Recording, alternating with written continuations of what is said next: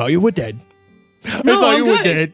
I thought you were dead. Well, okay, so I did die. What do you mean you died? What do you mean you died? He's like touching you all over the face and chest. Like, I am alive, as far as I'm aware. I don't think this is a dream. Oh, so, like, I'm thank here. God, thank God. Hey, how's your I haven't checked.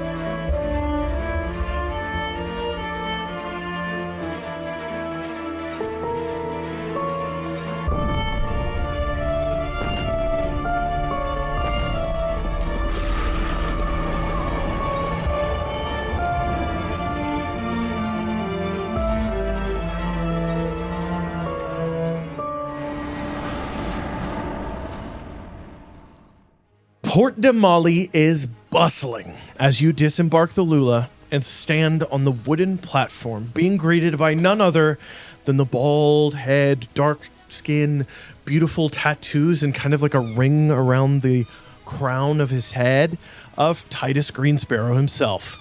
Welcome back. I thought you deserved a warm welcome. Who are these two? As the two prisoners are kind of being held up on the edge of the Lula there on the port. I would like to think of them as future friends. Future friends. They're prisoners. Yeah. They're And current prisoners. vampire thralls. Yes. Vampire thralls. I say. Yeah. You all have the most fun. Should we deliver them to the Zlezo? I could get the attention of some guards. I was thinking they could use some help at the Pendrada Manor first to get cleaned up and healed. What vampire thralls? What exactly are they guilty of? Well, they tried to kill Technically, us. but they didn't do anything to anyone else before that. No, Well, at least exactly. that's what Like, they say. That's what they say. I'm not too sure of it, but there are kind of rules to showing up to a city's dock with prisoners aboard your ship, and they kind of have to be reported to the Zlezo. And then, if your recommendation is that they receive treatment at a facility, the Zlezo will escort them there, if you'd like. Let's do that.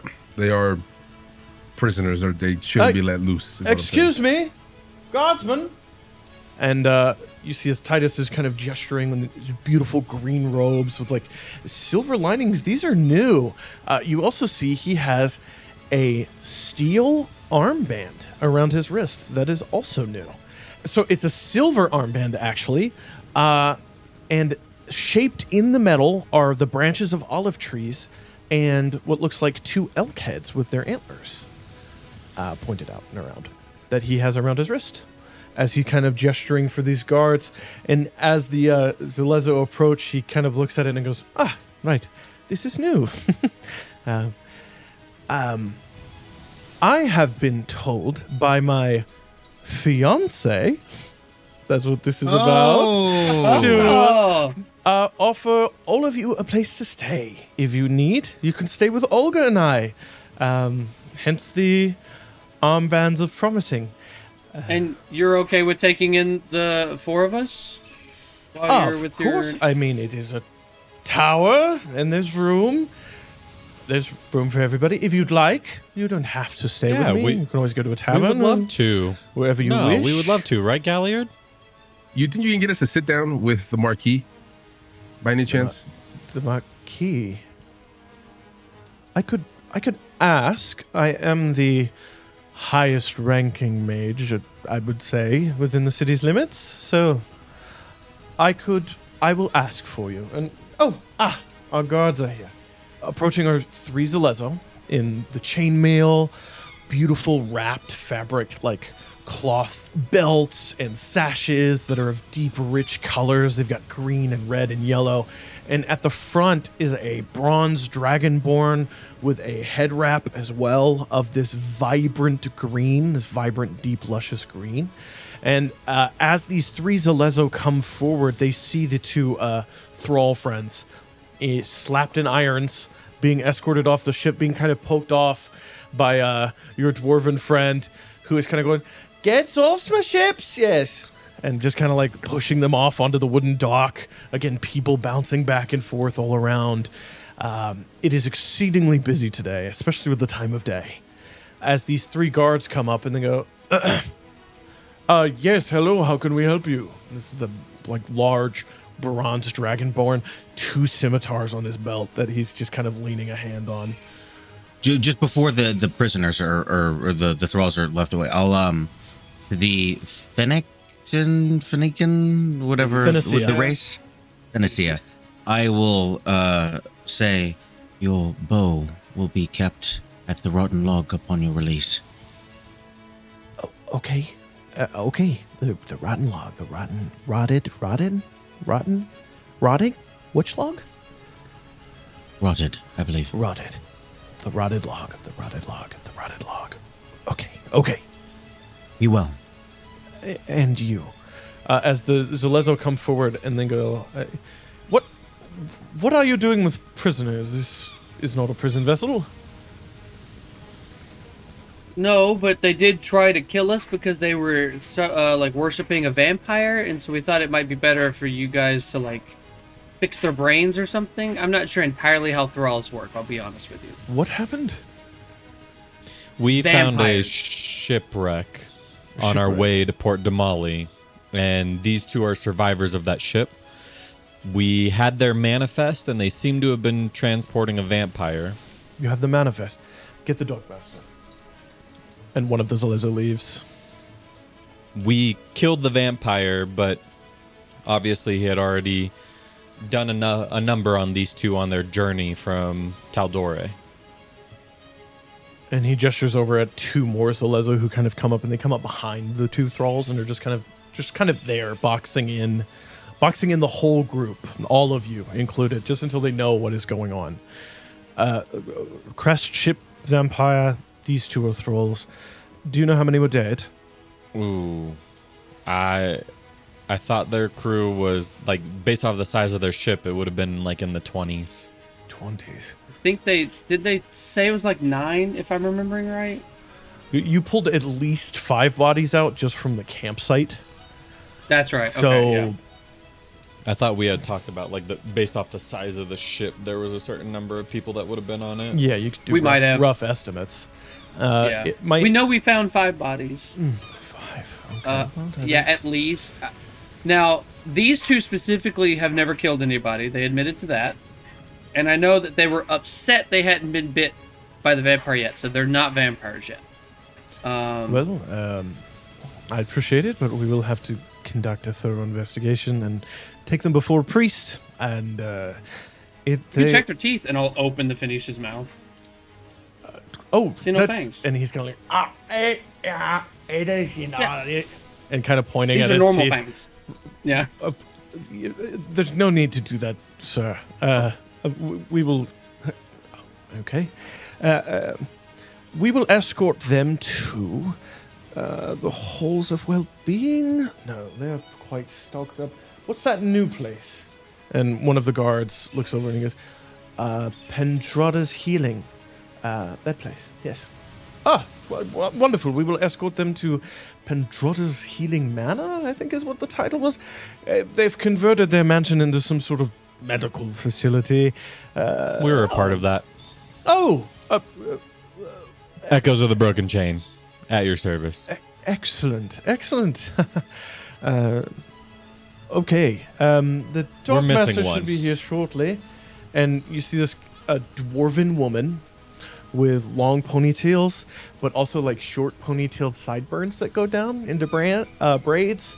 Full dirty blonde hair, wearing a thick armored chest piece, but everything else is soft flowing silks and cloths because it's a Mediterranean environment. It's warm. Comes walking up, and she sees the 2 thralls. She sees the group. She sees the 4 Zelezo now becoming 5 with the return of this guard surrounding everything. Okay, all right. I was told that there was a shipwreck and that these 2 were thrall raiders or something. You have the ledger for the boat that was lost? Well, if you hand it over, you hand it over. I haven't pulled it out of the bag of letters yet. Give me. Do you want to put it back? Give me a sleight of hand check. It's happened. Sleight of hand. Yes. Just pull out a different book. That's not my favorite. A 13. 13? Yeah. Oh, is that the book that you're putting away? I don't think there's any other. I think it's just letters in here. There's no other book because you have the spell book. So, all right, I just pull it out and I'm like, yeah, no, this is it. Oh. I was confused for a second. Wonderful, thank you. Oh, absolutely. Oh, it's soaked in blood. Soaked through with blood. Wave burner. The wave burner. I will have to check this against my records. Crew number, covered in blood. Crew makeup, covered in blood. Shipments, covered in blood. Yeah, they were coming from Taldore is what we heard. Yeah, I will look for the wave burner in our records and then try to do math. Do you know where the shipwreck is located? Not exactly, no. It was somewhere off the coast. It's like about a day's travel, right?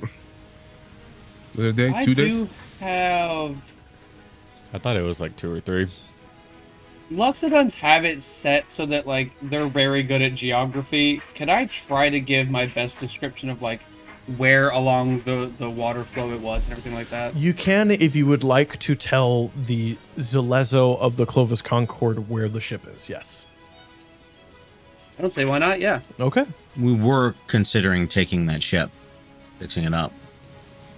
Oh, I thought we came to the conclusion that it was too beaten up. Like it was Yeah, I gonna take thought way we too were. long Yeah, to I thought it was fix. gonna be way too long.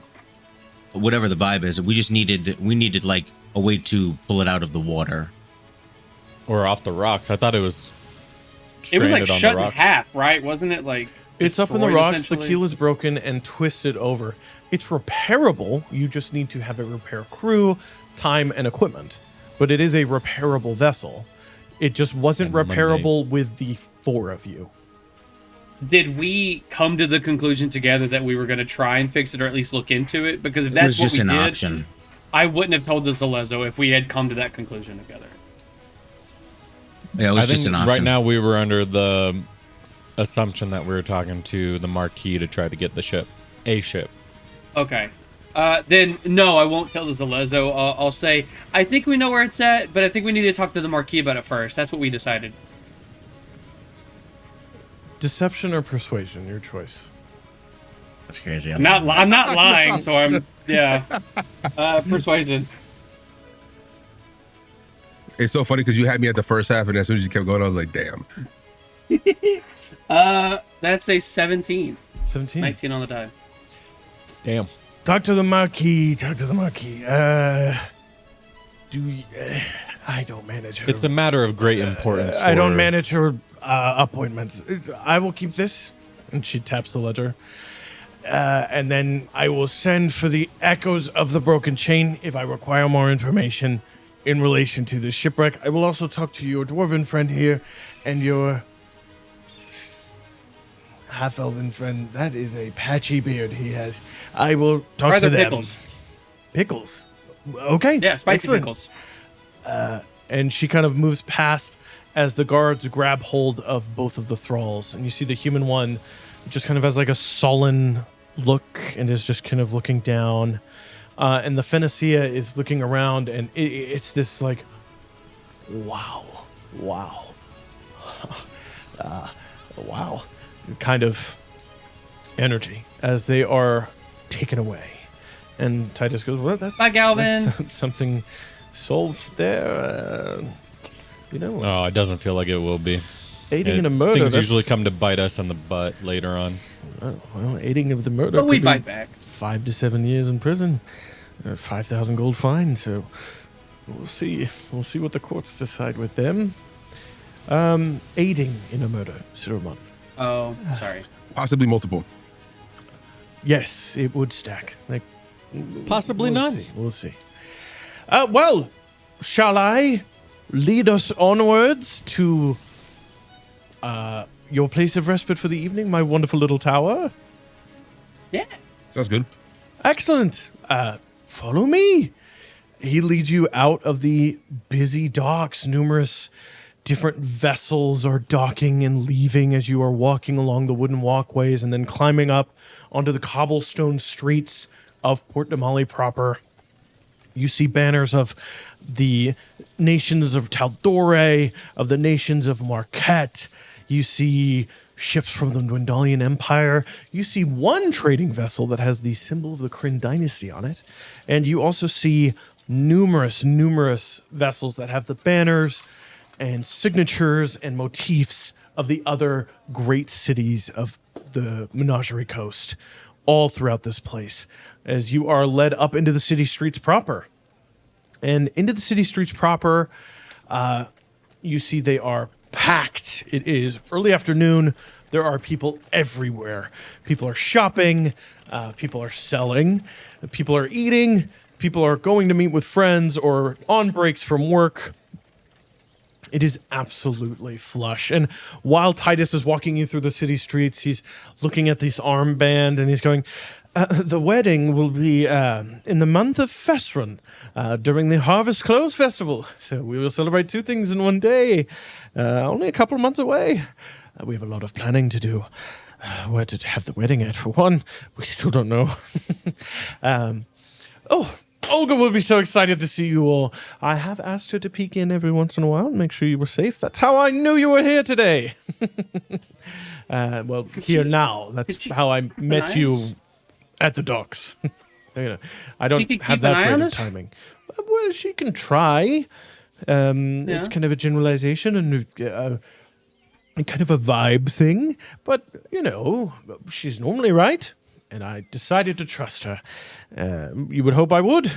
He's tapping this armband, leading you through the streets until after about 10, 15 minutes, he does lead you to the stubby old end cap to an old wall that has long since been torn down that he has turned into his Mage's Tower. 3 stories tall, stone brick. The wooden castle-in on the top, long rotting away, but you see there are now some very small growing vines and potted plants up there.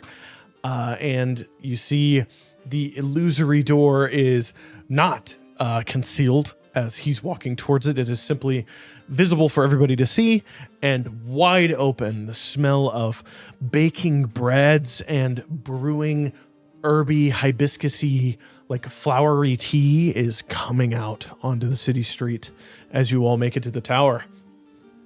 Please come in, come in.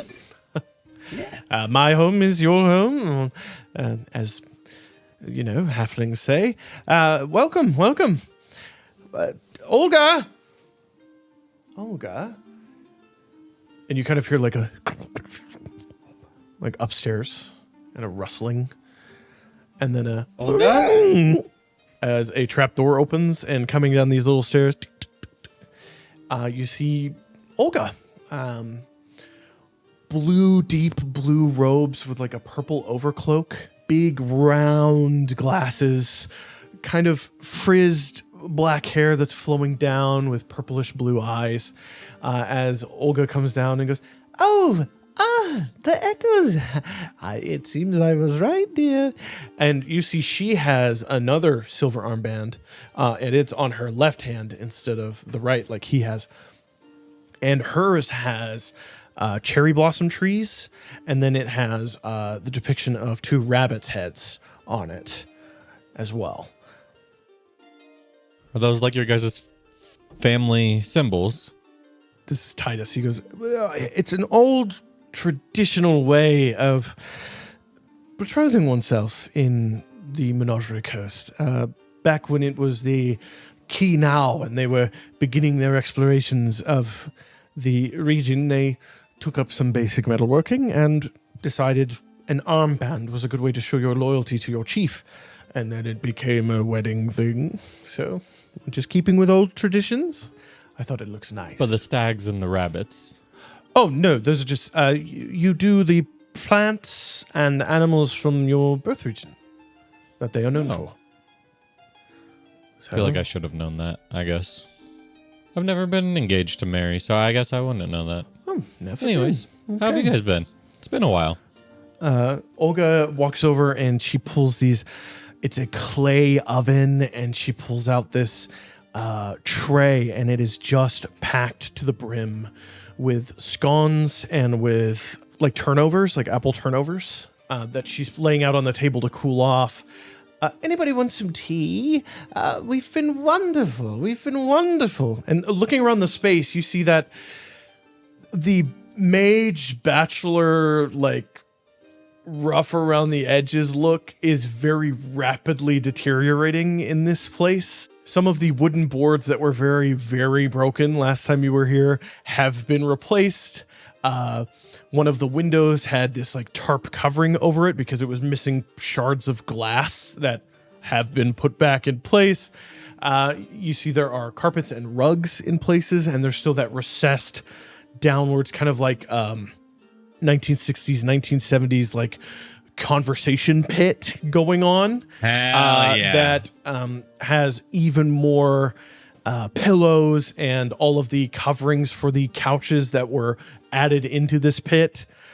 You gauge this pit it's in the very center of the tower. It was probably the support beams for the center of the tower when it was a couple floors larger that were removed and then moved to the sides and changed, and it became this conversation pit. And you see the place is looking a lot nicer than it was as, Titus comes over and just kisses Olga on the cheek gently, and then goes over and he starts putting this like cream dressing, like cream frosting on the apple turnovers, and it smells delicious. Well, things have been busy on my end. I've been working on transcribing this. They found this old grimoire up in some ruins in the north of the menagerie, and then I've been transcribing that. It's written in his bastardization of celestial and abyssal. It's strange and interesting. And then diplomats are in town. The Dwendalian Empire has sent a member of the Cerberus Assembly, which is quite fascinating, is currently visiting with the Marquis and staying in the Marquis' palace. You know his name? What was his name? Which member of the Cerberus Assembly was it? I forgot to open my Cerberus Assembly notes as I break the fourth wall here. Where the fuck? No, this is all in character. Titus is doing this with his magic book that's floating. Wow. I love it when Titus becomes a haggard old lady. It is... his name... It is Master Dulan Tversky, the Archmage of Dysology. He is quite an interesting figure within the Empire, and I've had a couple of conversations with him in passing over the years. It's not often that a member of the Cerberus Assembly leaves the Empire and makes it known that they are leaving the Empire, so this is quite interesting. You know his business? Thoughts on... I'm sorry? Do you know his business? Yeah. All of you are talking. How about Galliard speaks and then you two eat turnovers, and he passes you apple turnovers. Do you know his business here of what he might be talking to the Marquis about? No, I don't, but as the Archmage of Dysology, I can only assume it has to do with abnormal creatures and deviant arcane magic? But I'm not sure. And then I was going to ask, does Olga look different by any chance? Give me a perception check. God, why do you hate Olga so much? Because I almost died, bro. She didn't do nothing to you. Allegedly. 15. 15. Olga looks happier. She looks... Her skin is more sun-kissed, so she's been spending more time out. She's wearing a lot more clothing than the last time you saw her because you kind of interrupted something. And she has more of kind of this is also my home now vibe. She seems very comfortable moving around the space, and she doesn't seem to be eyeing you up and down as much as she was the last couple times that you have interacted with her, where it was like this constant scanning going on. It's just the occasional like glance around at all of you, all four of you, and then tea if you want it, that kind of thing. You're not so much the focus of her unnatural and potentially magical attention as normal. Bazza, you've never been here before, right? No, I thought that this guy was going to kidnap Tulip and I. Yes. Tulip. That was fun. How is she doing, my little trickster, my little... what was the stunt you were trying to pull? Something about you being a rich noble and her being a rich baroness or something? What was that deal? Look, it's a common scam to just overvalue an object and then go and buy it out from under the shop owner. And if it happens and it works and you make money, it's because they were dishonest and it's not your fault, you know? It's... Anyway, I should probably go check on that drum. But she's doing well. Oh, well, excellent. Yeah. She's helping her grandmother take care of a bunch of kids. Oh. In Otha? Yeah, in Otha. Well, technically, Next, everyone's on their way down here. Actually, yeah, it's right across the street from Reddy's house. Yes, the first few have already arrived, actually, to the city of Port Damali. They have been scambling about through the less well-off district, trying to find places to stay. I believe the Marquis is having a meeting about that today. Right, the Marquis. You want to speak to the Marquis? Otha? I don't know. I'm not sure. It'd probably be good for us to be in on that meeting. Let me send a message to Oscar and see if he knows what is going on. And you watch him just kind of... And then he kind of waits for a moment, and then he hears... She's exceedingly busy today. There is a possibility that you could see her, but it would only be for a short amount of time. We'll take it. Right. It would be just after she has supped. So, a couple hours from now? Yeah, that works. The member of the service assembly, what was his name again? Her name is Master Duland Versky. She is the Archmage of Dysology. And I'm not familiar with the area of study. Dysology is the study of magical creatures and of abnormal creatures, specifically, not just magical creatures. There's magical creatures that are just normal. I mean, if you see a unicorn, that's just a thing that exists. But abnormal creatures and deviants of arcane creation. So those kind of things. Can you give an example? Rending together of the multiple dead corpses to create a golem of flesh. That would be her purview of study. So not like vampires or werewolves? No, not vampires or werewolves. She might know a lot about them, specifically. I mean, that's kind of akin to abnormal. That is a curse instead of just a natural occurrence. Again, unicorns. But that's what I understand her study is. I am not a dysologist. I am an abjurer. So I wouldn't know. What are your thoughts on the Cerberus assembly?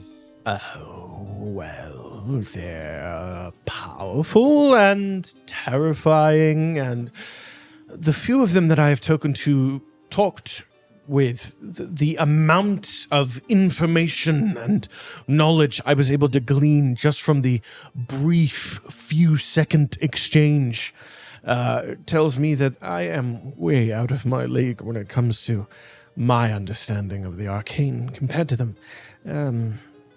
I've heard rumors that they have spies and magical assassins, and heard rumors of some village up north 20 years back that was destroyed by who was that guy that they just locked away? Trent Ickathon, Master Ickathon, I believe, allegedly destroyed a village at some point. I don't know why. See, again, they're as diverse as they are powerful, and they are as powerful as they are diverse. The Blood-Eyed Blight and the gigantic, well, the creatures associated with the Blood-Eyed Blight, would that fall under the interest of a Dysologist? Give me Arcana with advantage.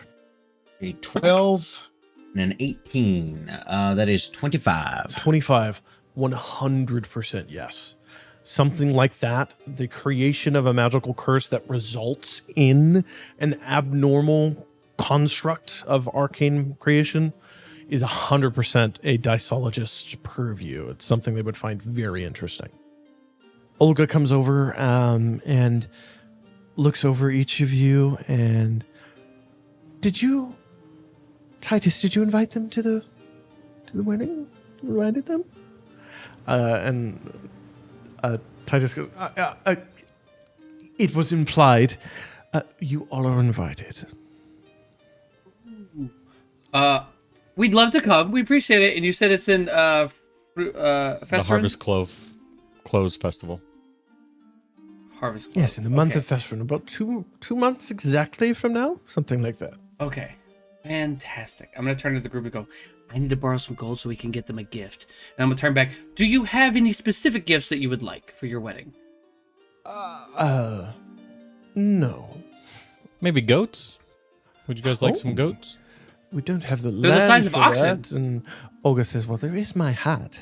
We still own that. They're very nice. This is the size of oxen? Yeah, their names are Billy, Kid, and Goat number 2.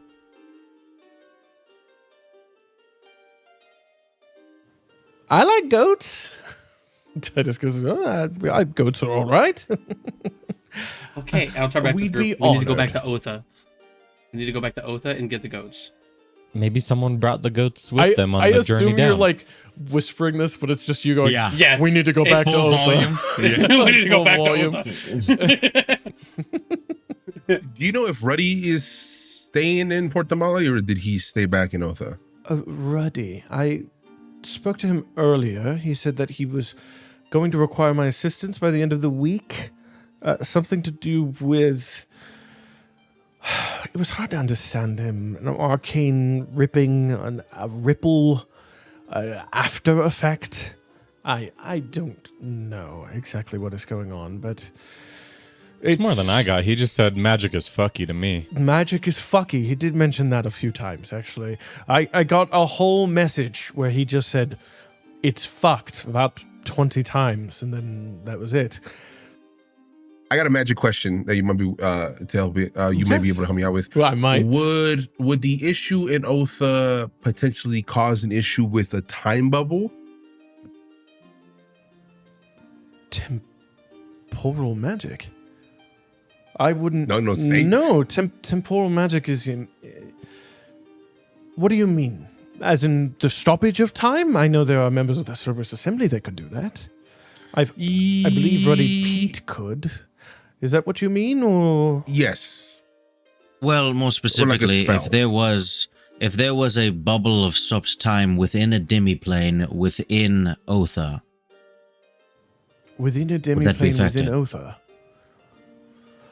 I don't know. At that point, the arcane math gets quite complex. I also don't know what the effect of the region is. I don't know what Ruddy Pete is talking about. So, I'm sorry, I can't really answer that specifically. have you tried to visit? No. I wouldn't. I'm not capable of doing that kind of magic. It's just a thought. He was only recently an apprentice of Ruddy, Bazza. Oh, Yeah, we need to find Ruddy and talk to him because he might be able to answer that question. Well, he is as far as I'm aware, still in Otha. I believe I heard something about a refugee camp being constructed outside the northern gate. Ooh. Here? Yes, here in Port Damali. Here. Okay. People who have fled the region. Port Damali is the closest major city. I've heard a lot of them have stopped in Phelan, and then a lot of them are heading to meet family further south, down in Nicodranus and Port Zune. But it's Port Damali. If you're going to flee, you come here. I mean, we have a skyport. We might be able to find Brex at that. Yeah, that's what I'm wondering. So I think, I mean, we have stuff to do, right? Like, Bazza, you said you need to check on a drum. I'd like to go check on the refugee camp. What else do we need to do before the Marquis gets done eating Din Din? The boxes, the crates, I'm assuming they're still on the ship? Mm-hmm. We'd have to go back to the ship and get some stuff for sale. Well, Oh, yeah. Can we have stuff be brought here to hang out, Titus? of course, Is that okay? there's more than enough room. I have a little storage room right there next to the front door. Just a cards on the table. One of the things that we would bring might be a tad illicit. I'm sorry? What do Well, you mean? these are drugs. Drugs? Yes, we found a lot of them. He work pretty good. looks at Olga, and Olga goes, You keep some for the wedding. I don't think that would be best. Perhaps That's the other entirely two fair. boxes. Right? You said 3? Probably. Right. Maybe you don't I actually bring... might have a connect that we could probably sell that too. I was just thinking, but it's my thought. And you watch Olga just kind of walk away, and she's, I'm not listening. Okay, we'll take this conversation outside, and I'll like start shuffling people out the front door, maybe. I'll be apologetic. Into a Should we not have been bustling honest? You street. could go outside, or you could see the new garden. Oh, Let's do that. The new garden Wonderful. Let's do sounds the Let good. me take garden. you up to the new garden. He leads you up the little like trapdoor walkway to the second floor where the bed chambers are and everything now. The whole second floor has been fixed up. The last time you were here, it was a dusty, disgusting storage area with a broken staircase in it that led to a crumbled, nasty roof that had nothing on it. Now it is cleaned out. Things that could be easily repaired with stuff like mending or the use of fabrication or the hiring of craftsmen have been so. And now the stairway that leads up, their bedroom has closed doors, and then there's a stairway that leads up, and it is a small rooftop garden. Again, this is like a square tower cap to the end of a wall, like a fortress wall. So the rooftop garden, it kind of slopes gently up like this to the top. So the higher up you go, the smaller the floors get, and it's this 30 by 30 square of stone, and then there's decorative wooden pallets that have been placed out. Dirt has been moved up here. Small saplings have been planted there in the middle of growing bushes and things like that. And a nice seating area where you can overlook the docks of Port Damali, and you can look into 2 whole districts of the city, and you can see the third in the distance. In fact, looking off in the distance and up the hill, you see the palace of the Marquis of the city, and very distant you see right there, you do see Pendrada Manor as well. About how long is from now until supper time-ish? Probably an hour and 40-ish minutes for the Marquis.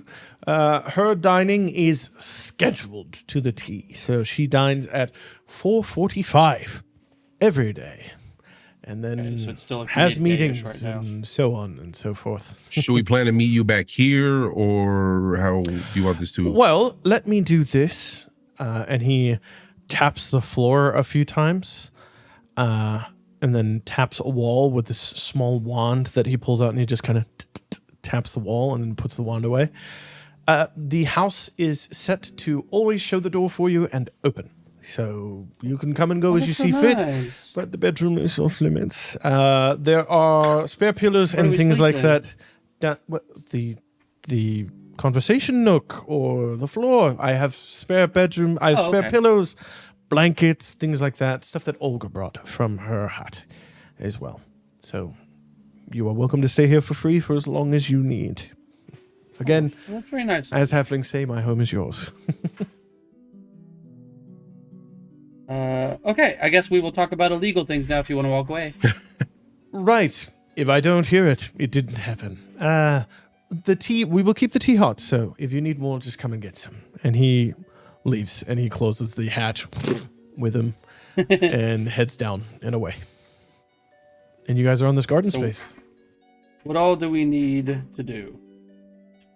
We could always sell all those things that we got back in that marsh when we killed that large group of people and took all their stuff. I would also say that just getting it off the ship. Are there like posted guards as far as like small crates of stuff? Are they inspected? Coming across like the cargo, or give me a perception check post-mortem after the fact. Post-mortem. That's bad. Well, it's not terrible. That's 12. 12, more than enough.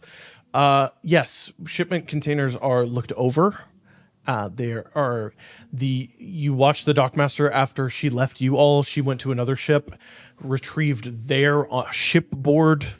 Oh my God, I just lost the word. Their ledger, manifest, and then compared it to one that she had on record for the ship's arrival.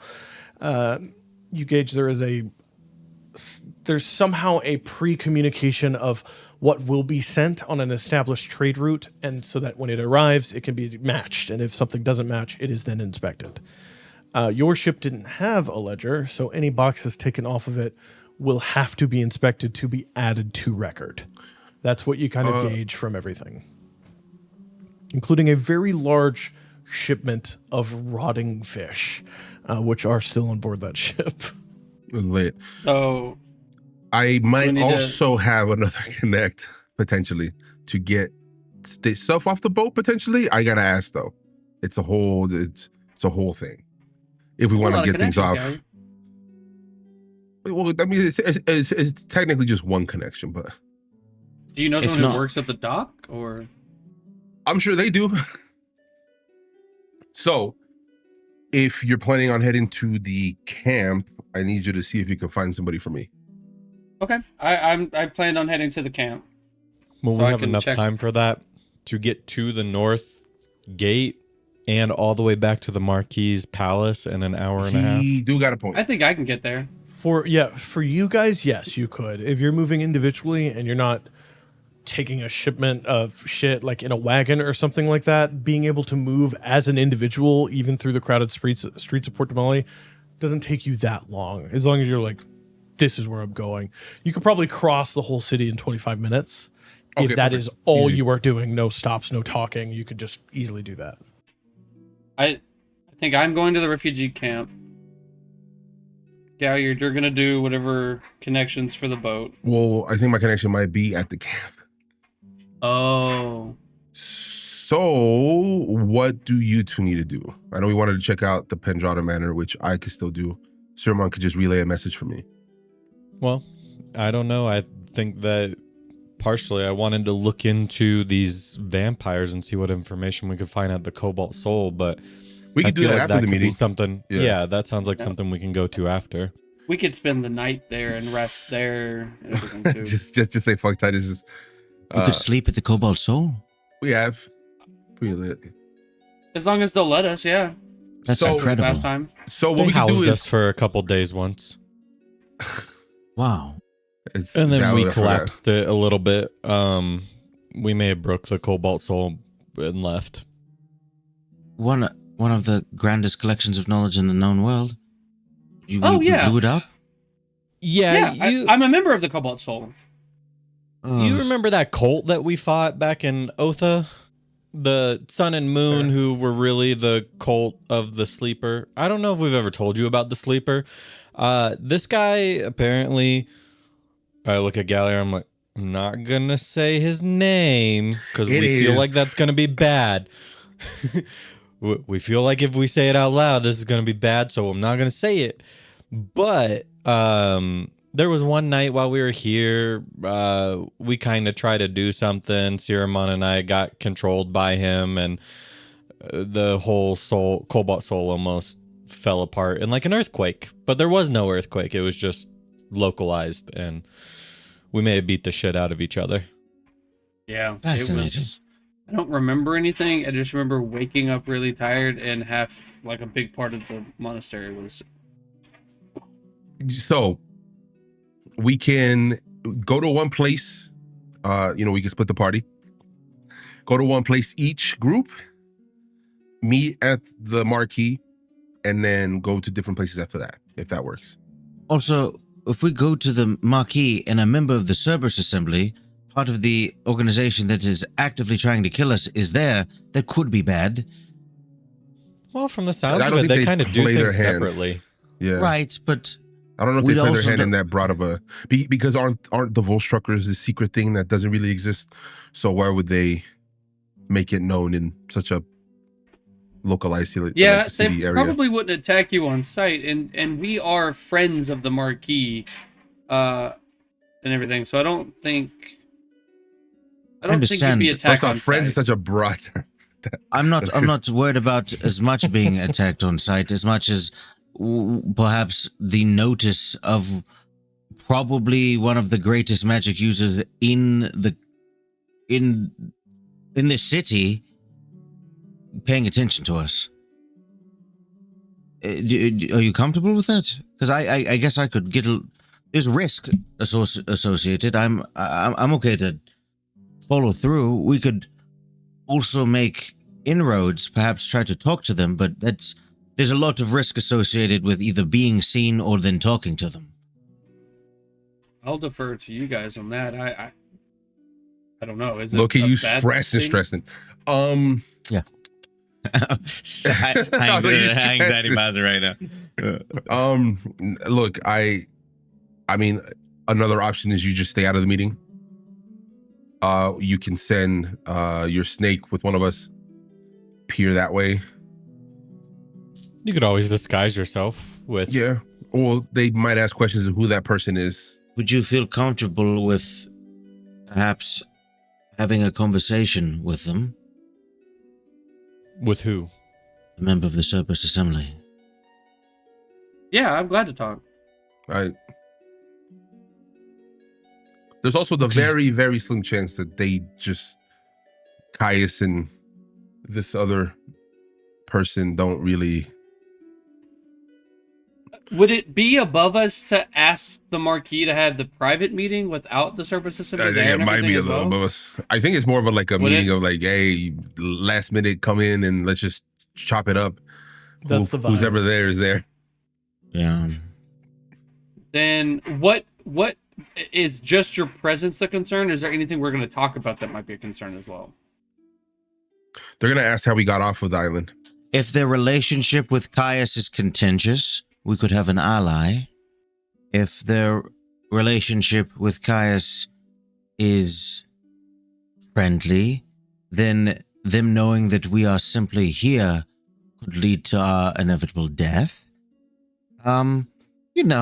It's as simple as that. Well, I mean, that's something we need to find out either way, right? He's got a point. I could try some things then. And then if you, Galliard, are going to the camps to lend me the bag of holding, I perhaps could take the drugs and the saffron off of the vessel and hide it. What's a lot of it, isn't it? It's a crate that a single individual can carry, but it's like a crate. Mm-hmm. Let We me could ask this try question. Dumping it inside of the. I was going to bag ask of holding. if I'd you repackage. if you pour it into the bag of holding, when you reach in to grab some, would you just grab a handful at that point? You grab a handful, yeah. Yeah, And I'd just have to probably do that put over it and in over. like waxed bags or something that is like, but Well, I can give you more information on whether or not we can even get it off the boat in a more secure way, quick, hidden. Don't have to worry about putting it in a bag type of deal. So, okay, this is what we need to do before the Marquis. Refugee camp to talk to make sure everyone that there is okay, who was there, and get Galliard's connection that's possibly there. We need someone to go to the docks to make sure they're not checking the boxes right now and to stop them if possible. Because if they are already doing that, getting your connection involved won't matter. What else do we need to do right now for the next less than 2 hours? I will deal with contacting whatever this server's assembly name is. Dylan I'll Tversky. contact Doolin Tversky. Dueling. So then we only have 2 things we need to do then. Is that correct? Or the Pindrata Manor. Does anyone want to go to there now and do that? I mean, I feel like that's something after we meet with the Marquis, Yeah, we we could can do that split up after. to go to the Cobalt Soul and the Pendrata Manor, and then meet back here at the end of the night. Then how about Ray and Bazza? You guys go to the ship. Me and Galliard can go to the refugee camp. Let's see if I can find a connect. Yeah? Yeah. Bet. And I put my hand in like echoes of the We have the handshake now. We can I'm not doing that. Across. We can. On that note, I opened up the little latch, or what was it, to get out? That's so Of the- cute. Yeah. Yeah. I love With that. still one arm. It's gonna catch on. Yeah. You walk down to the second floor, and as you walk down, Galliard, Olga is sitting there at the bottom of the stairs. I'm gonna continue walking. Like You smell like sulfur. You got a good nose. What have you done? In general, or just recently? Recently. Listen, killed a vampire. Was transported across the continent. There's quite a bit we can fill you in. Or are you asking about the devil? I'm just gonna say it. That. You know, I remember you being extremely interested in the Sirifax and the demon that was inside. Mm-hmm. Does that side of things interest you? I'm trying to keep my fiancé safe. I smelt you the moment you walked in. It's easy to see. She's kind of looking like around your head. Your aura is tainted. Did you make a deal? A new one? Look, your fiance's safe. I wouldn't put Titus in any kind of danger. I was the most worried about. Not your safety, Me? but your intentions. Oh. I don't think I forgot about the older you almost killing me and showing me things. I told you that wasn't me. And I'm telling you that this isn't me. Give me persuasion or deception. Don't tell me which. I'm gonna, yeah, I mean, they're both the same, I think, but I'm gonna, actually, they're not. No, they are, I lied. That's a 22. Okay. She kind of narrows her eyes a bit and steps out of your way. And she says, take an apple turnover. They're good. And she heads into the bedroom. I will not take an apple turnover. That's an all cat. And y'all questioning my beef, dog? As the rest of you leave. So who's going where and who wants to go first? Siromon and Galliard are going to the refugee camp. Bazza and I are going to the ship. Yeah. We're just going to check to make sure that it's not, like, they're not just boarding it and checking it. Okay. Bazza and Ray, you guys are closer than Siromon and Galliard are. So you go back to the docks. You see they're still quite busy. There's still people all around, crowds and crowds of people moving back and forth. You see a large ship is slowly pulling into dock, and these massive ropes are being thrown out. This ship is gigantic, and it has the flag of the Clovis Concord just gleaming in the sun atop its mid-mast. It is a 3-masted vessel. And as you guys are walking past Bazza, you look over and you see gun ports upon gun ports. This is a man of war. This is a massive warship.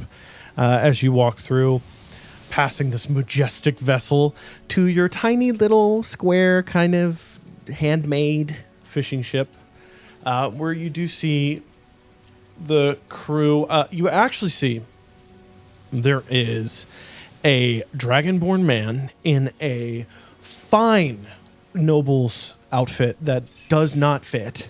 It is slightly baggy. He's this skinny, tall, green dragonborn. And you see he is leaning over your small dwarven friend. And he's currently saying, as you guys approach, I'm saying that 400 gold is more than enough for the shipment of your fine fermented fish. And you see as the dwarven man looks up at him, 500, 400 golds, 444s. All four numbers. Deal. And they clap hands, and this dragonborn gestures over at a few gentlemen that are wearing just rugged, nasty, like fisher workers outfits, like leathers and gloves and high-topped boots. And they board the ship and they start just taking barrels of fish just out, and it reeks. The smell is permeating the air, and you watch as each barrel goes past this green dragonborn man. As you guys walking up, he kind of goes, and he's like salivating a bit at the smell. As you guys approach, oh, Hayes, you left your boxes. Want some? We'll be grabbing them yet. soon. Yeah, it would have got a meeting soon. Meetings. Yeah, with the Marquis. Marquis, okay. Well, I've sold shipments, and your boxes need to be off my ships, because our plans on going homes. Oh, okay. But go homes in the mornings, eh? And he looks over at the young halfling man who kind of goes, yeah, in the mornings. That's a good time. Just scratching his patchy, terrible beard up there on deck. In the mornings, but you wanting your boxes nice? We will have them off by the morning. By Guaranteed. the mornings. Okay. Don't worry, no searches happened. Oh, that's good. I wouldn't want to damage the merchandise. No, fine fish. Fine fish. Does it seem like he checked our boxes while we were gone? Give me insight. Is he high as hell right now? 18. He has not. You gauge he doesn't give a fuck about the boxes. He was paid to take you here. He doesn't care what you brought on board or what you're taking off. Okay. The half-elven kid, on the other hand, is high as a kite behind him. And he's occasionally like wobbles in place as the ship just gently kind of moves in the current. And he has to reach the tiny mask and just kind of level on it.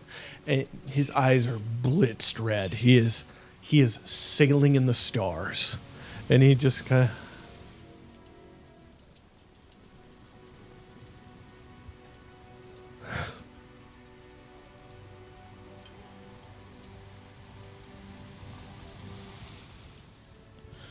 of to get a drink at, you've only ever really gone to the Tavern's End while you've been here in Port Damali. And a lot of the other times in your past when you were here in Port Damali, it was you go straight to the Chantry of Bahamut, or you go straight to a ship and you get on board and you go to Vasselheim and it takes over a month. Or you were here as a kid with your father on business trips. So don't really remember or know. So not necessarily like there's a local spot around here that really kicks ass. Well, I was going to let them know that they can head for a drink and we'll watch the ship for a little bit.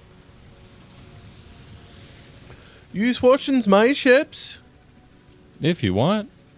You look like we were just trying to give you a little thanks for... Oh. You can watch into my ships. Come. No. And he goes, okay. He walks down. And you watch. I'll give him 5 gold as he's walking away. Ooh. Just be like, All for me, he's had enoughs. And he kind of drags his half-elven kid away. Don't hurt Lulas. She's a fine lady. wouldn't plan on it. She is. Pleasant eve. Walks away.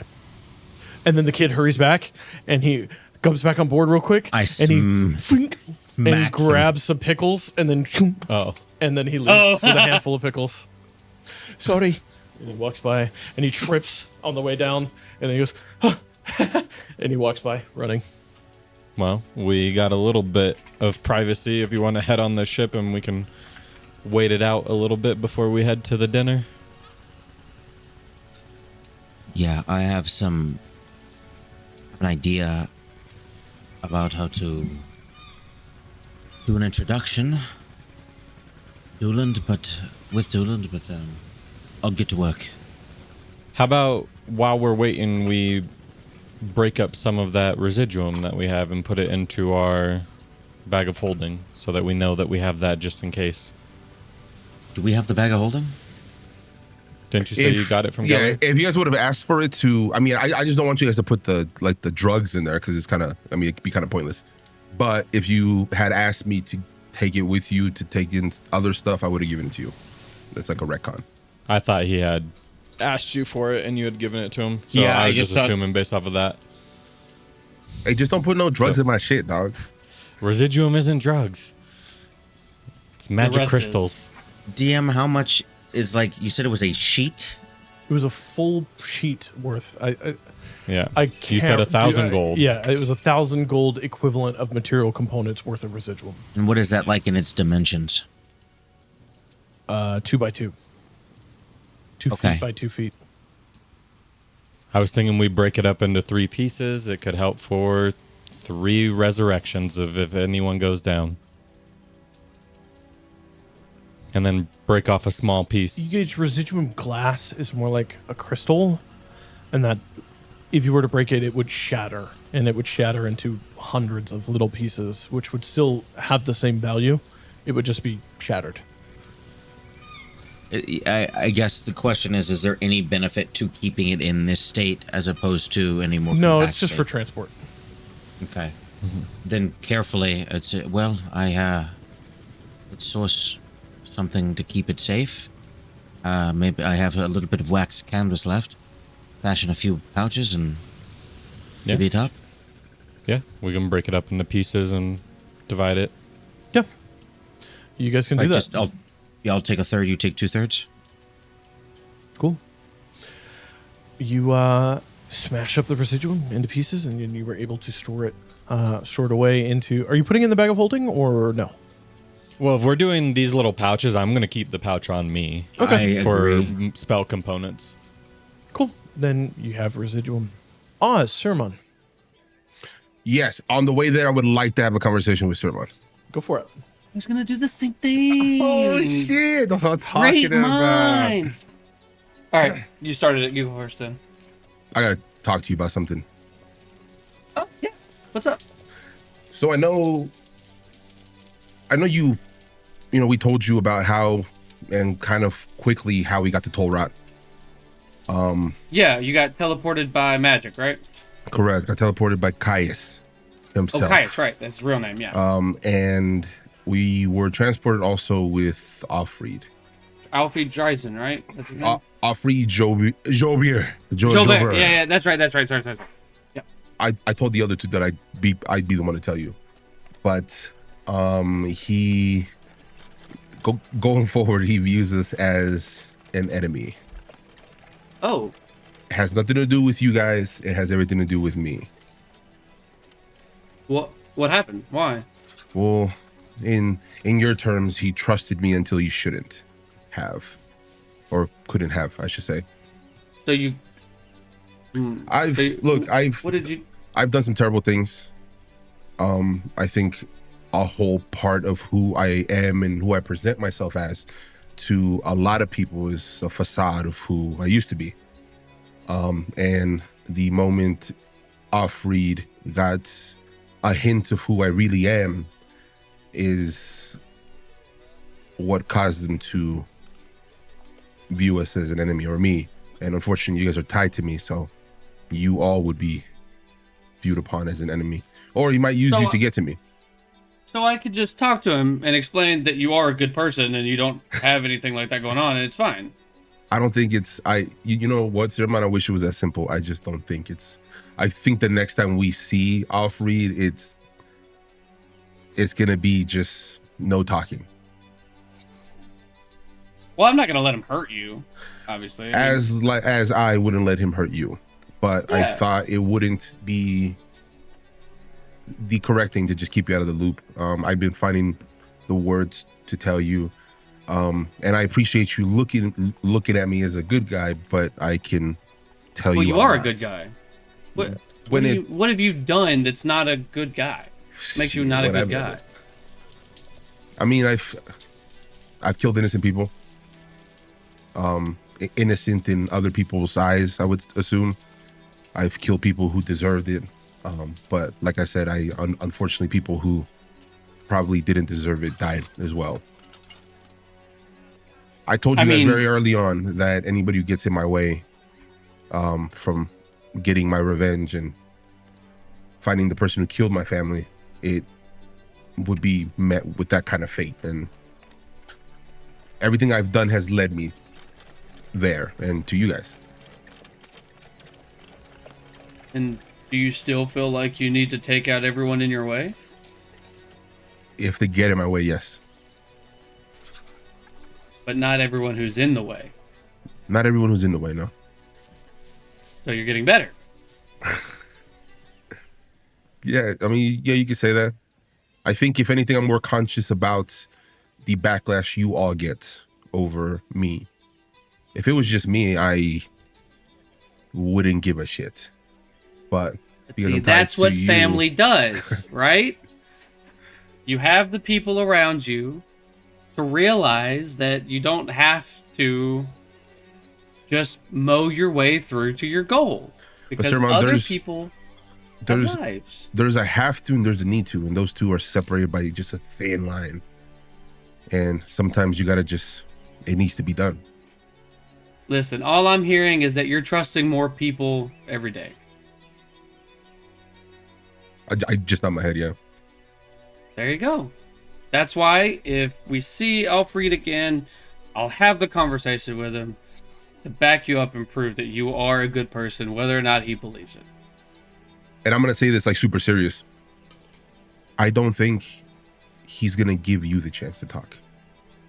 If you see Offreed and he doesn't approach you first in a public area or something like that, right? I'm afraid it's going to get hostile before it gets any better. I think that ship has sailed pretty quickly. And the look on his eyes before he left us in Torot says everything. And listen, I don't blame him. I really don't. He has his views, he has his faith, and him and I just don't align. I mean, that's fair to have differences. I'll say this. I will keep that in mind. If I see him, I won't run up and hug him like I would want to. I will be careful, and I will let you all know first. But you're saying the ship has sailed, but ships have to come back to dock at some point. Just dropping bars. All right. I was actually going to ask you a question, because right now we're the only two that have died, I think. Yeah, actually. What was death like for you? Painful. Oh. Okay, we had a very different experience then, I think. As I would assume, yeah. Why would you assume that? Well, I mean, I told this to Ray the other day, and I mean, I just told you too. You know, I've killed a lot of people, and where I'm going after we die is not the same place where you're gonna go. So, it only makes sense that death is different for both of us. As it should be. You deserve better than my death. I wouldn't say that at all. I've seen you do a lot of good. Whether or not you believe it, I've seen you do a lot of good. I think someone whose sole purpose was vengeance wouldn't be saving entire cities. I mean, damn. I'm gonna put an arm on your shoulder while we're walking, and I'll say, I'm gonna make you believe that as well. But for now, we've got people to go see. You know what? And I won't take your arm off from me. I'll just keep walking. And then I'm gonna start doing this like weird shit where I'm like waving underneath your missing arm, and be like, "And we'll fix this. Don't worry." Hopefully soon. Hopefully soon. I don't have anything else to say. Yeah, same. As you're what? Okay. As you're, I don't need that. I can feel that. Sorry. As you're walking along the main road that wraps around the outside of the city along the coastline, the buildings of dock workers and taverns and homes, and then the numerous beautiful stores with red and orange and yellow roofs of the Gilded Esplanade and the Larboard Light fall away as you start walking through the compact, poor, cobblestoned, run-down wood, thatched-roofed, packed in tight like sardines in some places, Tumbledowns district of Port Damali, which is the northernmost side of the city. We're in the hood, dog. Yeah. Rain falls very softly as a storm in the distance moves southward past the city deep into the ocean, but the rain runoff being put out by the storm does hit the city. It's cold water. Walking through the Tumbledowns, you see that the crowds here are thicker than they should be for the times that you have ventured in or near the Tumbledowns. And you hear kind of a commotion as you get closer to the northernmost gates. And you see there are hundreds of people that are being stopped from entering the city by a line 20 long, 2 men deep of armed, and some of them heavily armored, Zelezo. And you also see some more heavily armored soldiers are present as well in this. It is treated steel, but the way it was treated makes it look like it has a golden sheen to it. You recognize members of the Golden Chain Mercenary Company as well that are here at this gate. And as you all are approaching, you're hearing from a Zelezo captain, this human man, long windswept hair, blue headscarf, blue sash over his chainmail. He has a club that is hanging off of his belt, kind of like a iron club, like a solid rod with a grip at the bottom of iron. And he's kind of on a small elevated platform. It's a barrel that was tipped over, and then he stood up on top of it, and he's got 2 Zelezo on either of his sides. And he says, people, listen. The entrance into the city as a whole is not permitted. You must stand in the lines, and you must allow us to search you. Due to the circumstances of the partial evacuation of Otha and the circumstances that led to Otha's attack and everything that's going on, we have to make sure you are not sick. We have to make sure you are healthy. We cannot allow disease to come into Port Damali just as it went into Otha. Please be understanding. And there is just an uproar and people yelling, and you see this fat halfling man steps forward in Swamper's garb, and he goes, "These fucks think we're dirty." And he yells it up at this guy. And he goes, No, I'm sorry, sir. That is not what I am implying. That is not what I mean. You think people from the Ophimore are dirty. And there's kind of a yelling, and then the crowd surges for a moment until you see one of these Golden Chain mercenaries move forward, and he just pulls this longsword and just pulls it. And that's all it took. as he stepped towards the crowd with a long sword out, blade to the side, in like a clear "I will sweep and cut your throat" stance.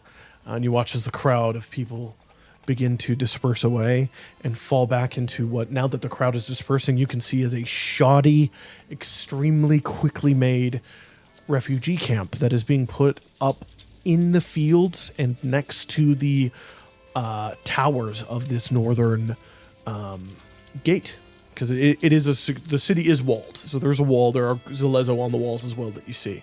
It's mostly tents now. You gauge. Give me survival, both of you. I got a 9. Okay. I don't survive 25. things. Shit. 25. 25. All right, with a 9, Galliard. These people have only gotten here today, and the tents are still being set up. With a 25, the first people probably started arriving 7 hours ago. And gauging by the number that is here and this stream of people you see in the distance that are they're just walking down the road towards this place, packs on their back, various groups of Zalezo that are just kind of walking along the road as well, just making sure everybody is safe and nobody's fighting each other or anything while they're coming to Port Damali. There are hundreds more coming. Hundreds. Otha had 6,000 before the Blood Eye Blight. The Otha Moor region had almost 15,000. So you're not sure how many people are coming here, but you already see a good 500 here. Hundreds more coming. There could be well over 2,000 people outside the gates of the northern gate of Port Damali by nightfall. I'll look at Galliard and I'll recite the numbers and say, this is a large crowd. This is not going to be it. I don't know Port Damali well enough to know if they've got enough housing for this many people. I don't even think they'll let them all in. Potentially. We need to figure out if there's anything that can be quickly built out here. I don't know if there's any wizards. I don't know if they could build stuff that quickly and help out, but we'd have to ask the Marquis. We'd have to let her know about the dire situation, You see another group of Golden Chain mercenaries walking down the road behind you, because the main road wraps around. And gauging from their look, they haven't been walking as long. They probably came here from the Crescents, which is like the rich area of the city, and walked through the Bearded Alley and then came here instead of like wrapping around the city like you guys did. It's 4 Golden Chain mercenaries, and you see there is a contingent of 10 Zalezo behind them, and another Zalezo captain, a half-elven woman, red hair, cut short, some freckles, green eyes, and she has the chainmail as well, but with like wrapped leathers underneath, and then her sashes are these red fabric strips all across her, and she bears no weapons at her side. She just has a spear that she kind of has over her shoulder, and she walks down. The Zalezo join the contingent that are holding the gate.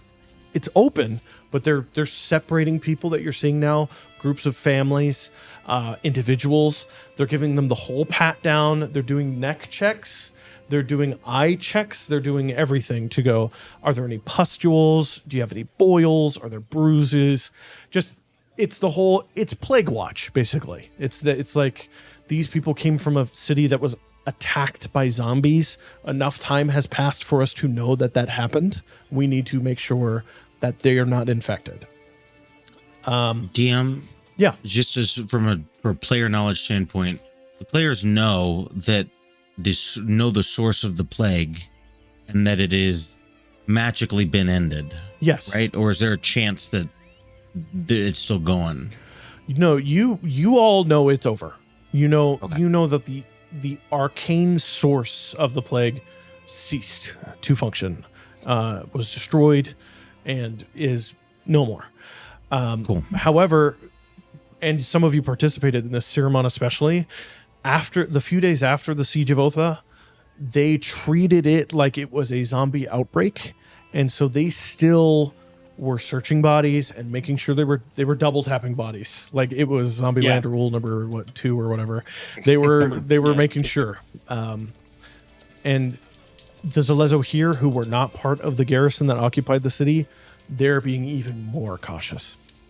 So this half-elven woman walks forward, and she pulls that golden chain mercenary aside, and she pulls the Zalezo captain that was kind of talking to the crowd aside, and you see she's kind of whispering to them a bit, and she's pointing over towards the distance, towards this like building. It's a huge red-roofed building on the very northern side of the city, and she's pointing towards it. She's just kind of chatting with them, like a quiet conversation. And after a moment, all the golden chain start leaving. Ooh, okay, that's concerning. Galliard, who's your contact that we need to be looking out for? Can you describe him? You met her. It's the halfling woman, Moira Adair. Oh, and her okay. And her niece, right? Her daughter.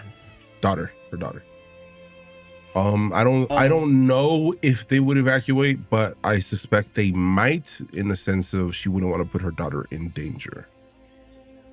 So it's a high possibility, but we'll see. And then do I see a duo Sabado, right? Was that his name? Mm-hmm. Give me a perception check. Yeah, I'm gonna look for Moira. Okay. Oh, I'm gonna look for Moira, Brax, That's a or 16. Chef, or 16. Duos is not here. He's very distinctive. He's not here. Yeah. Okay. Bet. I was gonna post some streets, be like, "Yo, homie, bet." Oh, that sucks. Yeah. Well, I guess we would want to run through the camps or walk through the camp, and maybe even the gate to see if we can see outside for anybody we would know. Right. Cool. I think I can do the looking if you want to try and talk to the Celezo and the Golden Chain to maybe like calm down a bit. Like, we know the blight's over. Yeah, I don't think they'll take my word for it though. I think that's gonna have to come up from above.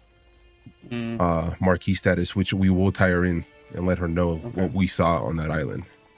Okay. Then yeah, I think we just want to search for our friends and see who's there. So as you're heading for the like Zalezo line, you see this conversation between the two captains ends, and the half-elven woman leaves, and the man goes back up onto that barrel again, and he says, people, the Marquis has agreed that the old shipwright will be cleared out, and it will be turned into a center for you to stay safely out of the rain. However, again, as I have asked for the past hour, please get into lines and please submit yourselves to a check, and then we will escort you there where some basic food and blankets are going to be provided. We feel for you, we do, but we have to be safe. Please understand, this is not us looking down on you or thinking you are less than. You are not. I'm from the Tumble Downs. I understand what it's like to be looked down upon, but we have to keep everyone safe, yourselves included. So please, 4 lines. And he's pointing at these kind of sergeant at arms, and you see they stick these banners of Port Damali down, and that's like the head of the line, and they just sit there and they're waiting. Does he seem genuine, like he's actually telling the truth and like trying to like appeal to them? Give me an insight check. That's a great question. This is the first insight check Siromon has ever done. That's crazy. Really? Holy shit. Yeah. Trust and Yeah. 13. 13? You believe that he's definitely from Port Damali, and he might be from this district. You get the gauge that the way he's speaking to them, it is somebody who speaks from the experience of being on the other side of the line. That's what you get. And as you approach these Zalezo guards, these sergeant at arms kind of look at you oddly, and they say, "You're trying to leave the city?" We're trying to find somebody, find some of our friends that were in Otha. Yeah. Okay. All right. Are you trying to come back into the city afterwards? Yes. Would you be willing to submit to a check on a return? You're leaving the city. I will give you preferential. I will check you first. Yeah, it wouldn't be an issue.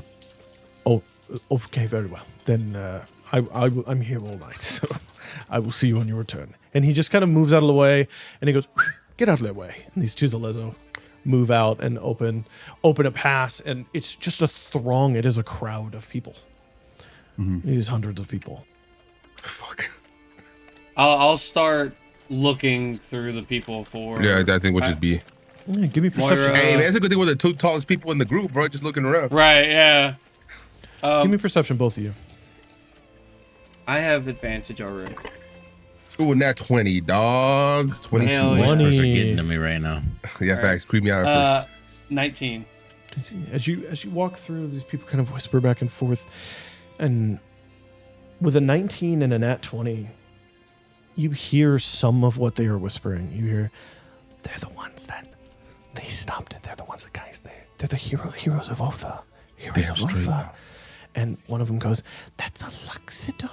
And it's like this little dwarven kid who's just kind of, he's not even up to your knee. He's probably like 6, and he's just, wow. As you walk past, and you hear kind of a, if it wasn't for that dragonborn, my whole family'd be dead. As you're just kind of walking through the crowd, you don't see Moira. You don't see Daemon. You don't see her daughter. But Galliard, you see the frantic, anxious expression, the parted down the middle brown hair that's kept in a really tight bun. You see the Pearlmaker in the crowd. Holy shit. Okay. And she locks eyes with you and she goes, "Oh, fuck." And she kind of like tries to duck and like hide in the crowd and move around. But you rolled a nat 20, dude. You know, you see her. You see where she's going. Then I will signal Siromon to come with me. Or actually, I'll... I can run faster than you, and I have 2 arms. Just remember that. That's crazy. She's not running, is she? She's just trying to hide. She seems to be trying to move through the crowd without being seen by you. Okay, then I would look at Siromon and be like, "That I need to talk to her," and I point at the scurrying around, and so then I would make my way through the crowd. I'll start doing my like nimble dance through the crowd to go straight to that person. And Cool. If I get there, let me know. You're able to. It's like the Assassin's Creed like gentle push out of the way thing. As you're able to kind of wade through the crowd. Nobody in this crowd except for one burly orcish gentleman is big enough to just not like. None of them are big enough to go, "You can't move me like that." Except for this one burly orcish man who sees you and he goes, "Siromon, saw you on the front." Fine fighting you did there. Yeah. I did my best. Stop by my cousin's place tonight, and I'll make sure you get a fine stew and maybe an orcish woman. And he just claps your back a couple times, hard, and he lets you walk past as you go through. I didn't get the name of the place. He goes, "Dowdries, come to Dowdries." Dowdries, okay. I'm writing that down. And he walks through, and I get to use that note. Maybe that's fun. That's something I wrote months ago. Cool. Awesome.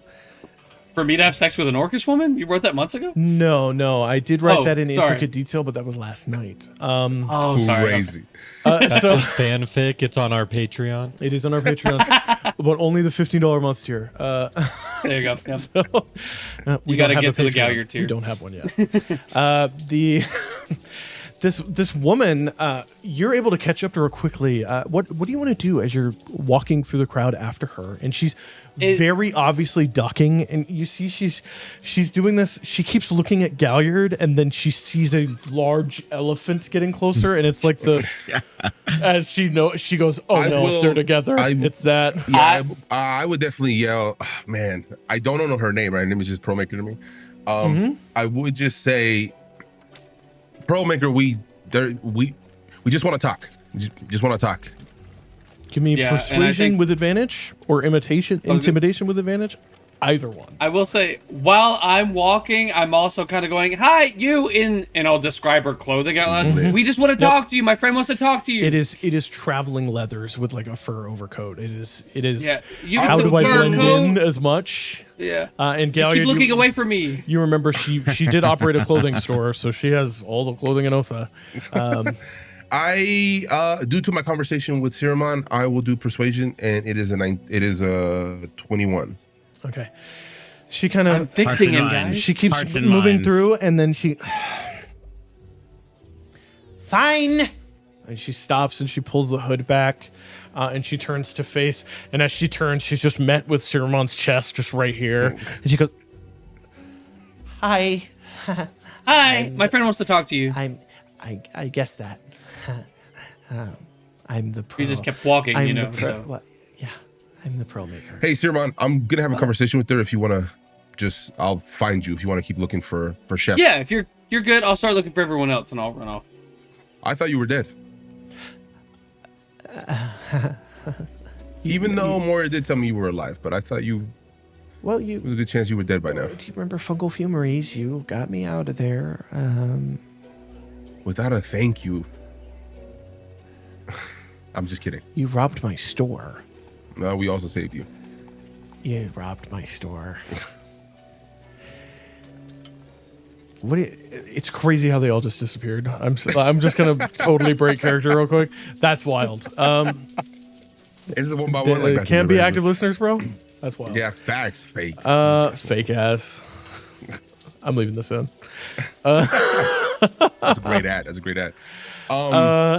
Look, and I'm gonna pull out the coin that Moira gave me to prove that I'm a member.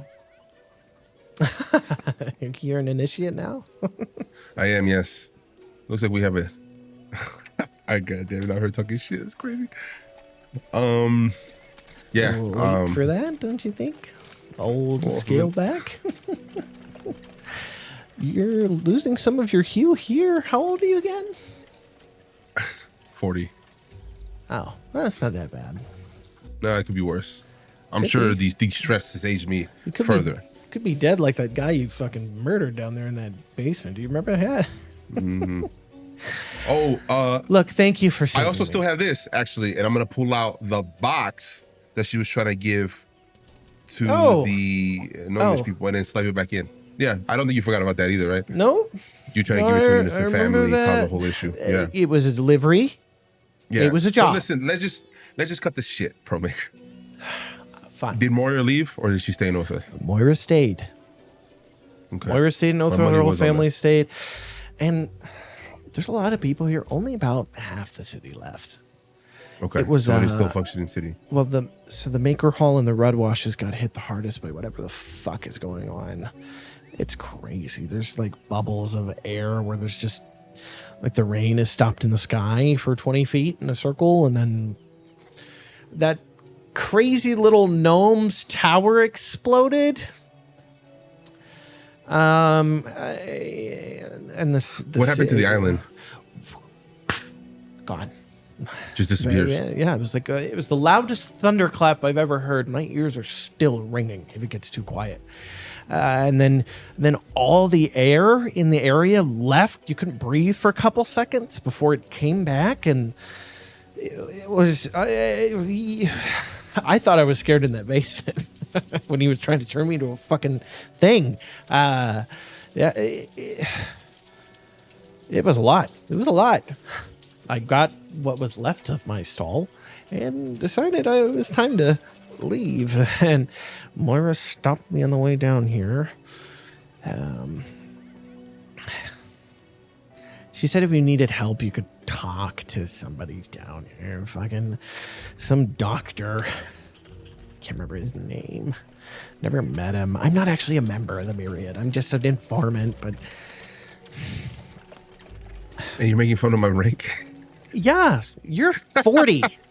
Come on. Initiative 40's... That's a little wild, Galliard. I'll move up quick. Maybe. We'll see. Okay, you know... Is it the doctor or a doctor? No, he is a doctor, and I'm Okay, cool. actively I'm just trying to make searching sure this notes, is- trying to find him. Just making sure it's not the doctor that Moira warned me about, even though it's a different area, but you never know. Dr. Perryfeather. Dr. Waldorf Perryfeather. He was supposed to be coming to town last week, something like that. Do you know where I can find him? Oh, hell no. He's probably in the Crescents or the Gilded Esplanade, something like that. He's a doctor. He travels between Port Damali as a dash up and down the Gilded Roadway, but he's not a doctor. You know what I'm saying? Yeah. Well, we do have a... If the rumors are true, he's one of the up and ups. We do have a new healing hall in that area. Might be able to find him there. A healing potentially. hall. Yeah. Oh, well. Maybe he's look, Galliard, he might be one of the czars. Like one of the fingers of the hand. Oh. You understand? Do you know what he looks like? Just kind of a guy. He's a doctor. He's a halfling doctor. All jokes aside, glad you're doing okay. Yeah, I think I'm going to sell clothes here from now on. So, Just if clothes? Galliard, you ever need new threads, I'm your gal. Actually, I know somebody who is going to get married. Okay, never done a wedding dress, but I haven't asked. I haven't asked, and I could pay you for it. Well, I may have acquired through illicit means a small shop in the Gilded Esplanade. So, send them my way. You'll know the name. I'm just calling it the Pearlmakers. Let's be honest. I have a brand, and I have to keep it.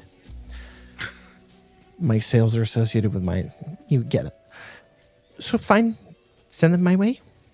It'll be open maybe next week. Okay. You'll know her. She'll be accompanied by a wizard. His name is Titus. Her name is Olga. She's a fate viewer herself. Fate viewer, fortune teller. Yes. Fortune teller. Seer? Allegedly. Can she tell when you're full of shit, Galliard? She has, actually.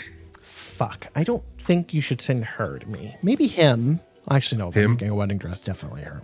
I just need... What I need is information about her. When she got to Port Damali, is she from there? Just information. I'll pay you for it. I'll be very friendly. Get her to talk. Get information, and next time I happen to be in Port Damali or I just need the information, I will. Actually, they're getting married in 2 months, so I'm sure I'll be back by then. I'll stop by, get the information, and see. I don't find her too trustworthy, to be honest. She almost killed me once. Oh, really? You think she did? Yeah. Wow. But she says she didn't. I like her. Which is crazy. Oh, and then she lied to your face. Are you sure she's not part of the Myriad?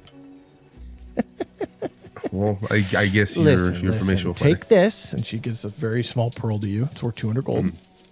Again, thank you for saving my life. And stop by the store. I might make you something. And she kind of gives you a tap on the chest, and she says, also, when we're in a crowd, maybe don't yell Pearlmaker, Pearlmaker, because I'm trying to keep a low profile. What's your name? And also, oh, I haven't told you. You're right. Anna. My name is Anna. Yeah. At least that's the name you can call me. If you run into the halfling doctor friend and he offers to do a little... This is what Moira told me. If he ever offers to do a little corrective surgery, say no. I don't really let people touch me, but I'll keep that in mind. Say no. And if you're ever hurt and he offers to help you, do not let him. Don't let him help anybody. No, don't let him help you. He's going to be helping people. He's probably already been helping people since he got here. Don't let him help you or anybody you care about, because then he'll own you. That's how it works. Interesting. So, good luck. I'm going to Hopefully he's not go kick the previous tenant whose lease just lapsed out of a store.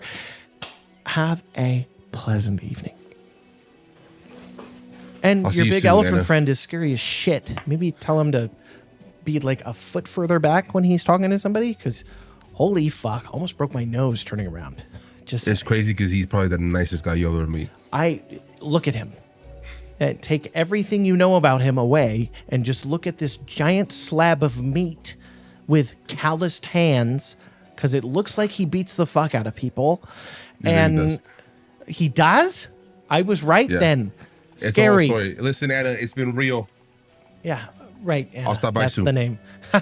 See ya. She leaves. Yeah, I'll see if I can spot Siromon and head his way. Of course you can. Of course you can, yeah. Hey there, Siromon. He's the biggest fuck in the whole campsite. I'm running around to look for while that was happening, I'm looking for anyone else that we would know from our ship and our camp and everything like that. So Yeah. You had a 19, right? correct. Yeah. A little while passes. The people are still coming in. They're still coming in. They're still coming in.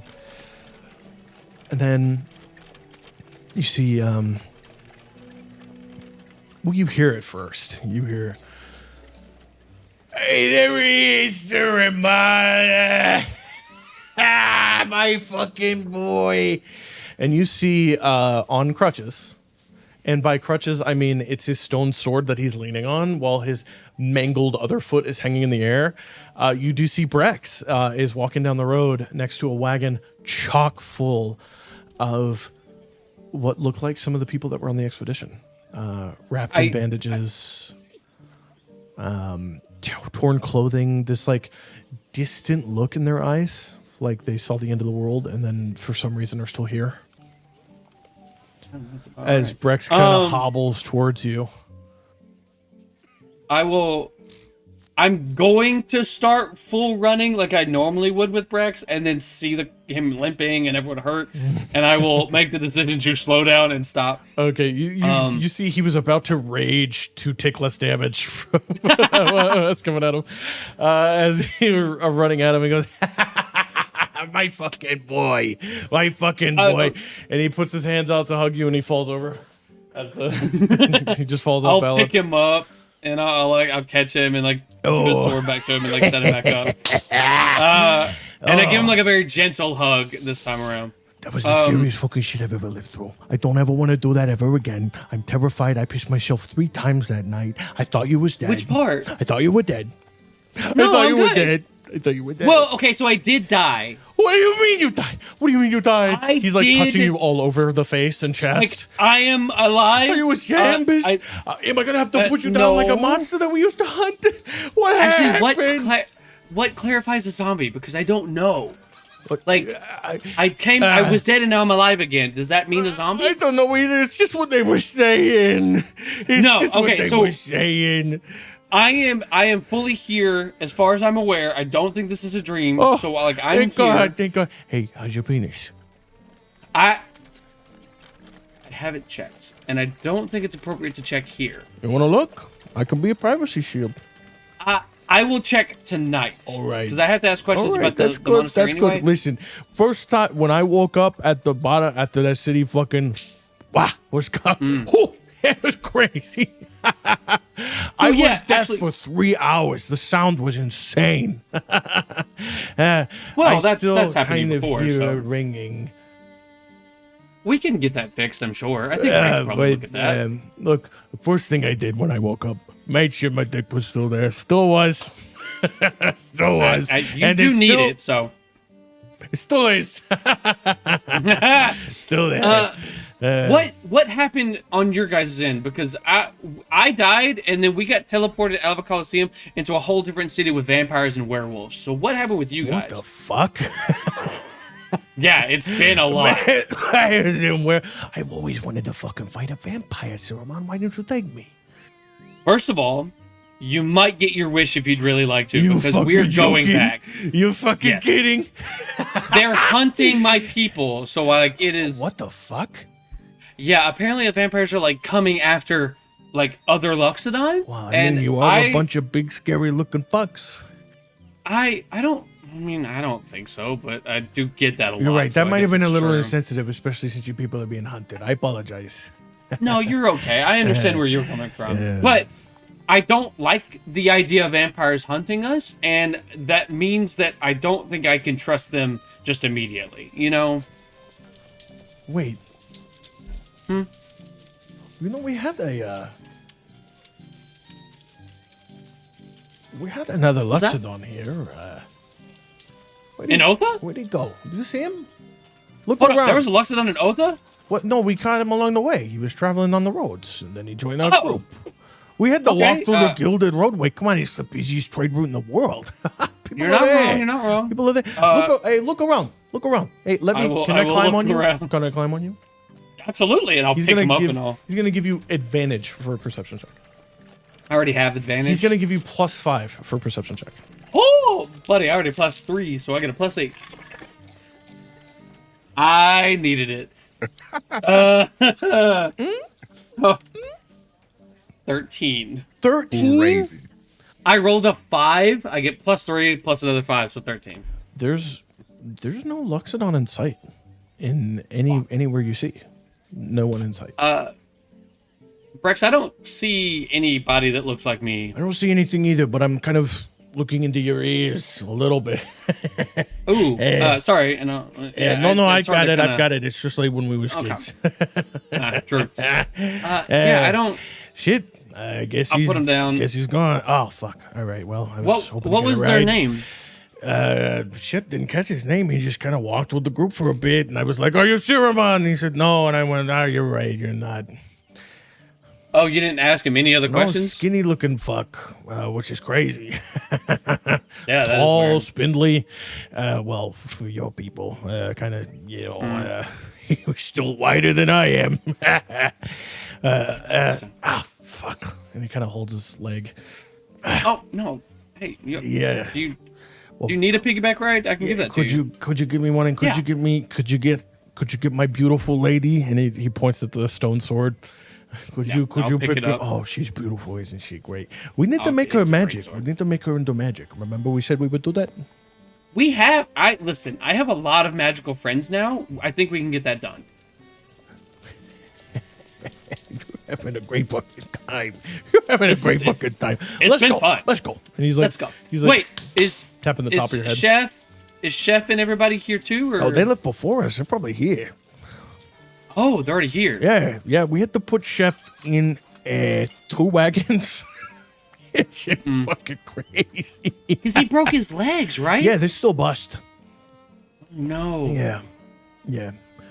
It's hard to heal anyone when healing magic doesn't work, or worse, works opposite. It was working opposite? Yeah, I watched this priest of what's the fucking wild mother's name? Whatever. It doesn't matter. This kind of tall, what's the fuzzy guys look like cows. Minotaurs? No, you wish. You fucking pervert. I do. Fur bulk, big fur bulk. Fur Looking bulk, fella. He was sticky, had like honey on him, something fucking weird looking dude. And he I got tried for the to- beekeepers. He tried to heal somebody, Yeah. and then they rotted into a pile of mulch in front of him, and he just wouldn't stop screaming. He tried to what? I'm sorry, I missed that. I mean, He was healing him. And Galliard, hello. You're alive. He gives you like the warrior, but it's like he's reaching down. from above me. Yeah. If I do, knowing my magic or whatever, I Dog. use, Dog. If I Oh, do, okay. Dog. if I do cure wounds, would I be able to heal his leg enough for him to walk? Yeah, most likely. But then I will do cure wounds on. You have the to. homie You do Brex. know. Home rule. You have to set the bone first, and judging by how he's hobbling, he hasn't even bothered. He's just God damn it. moving with a pulverized fucking leg.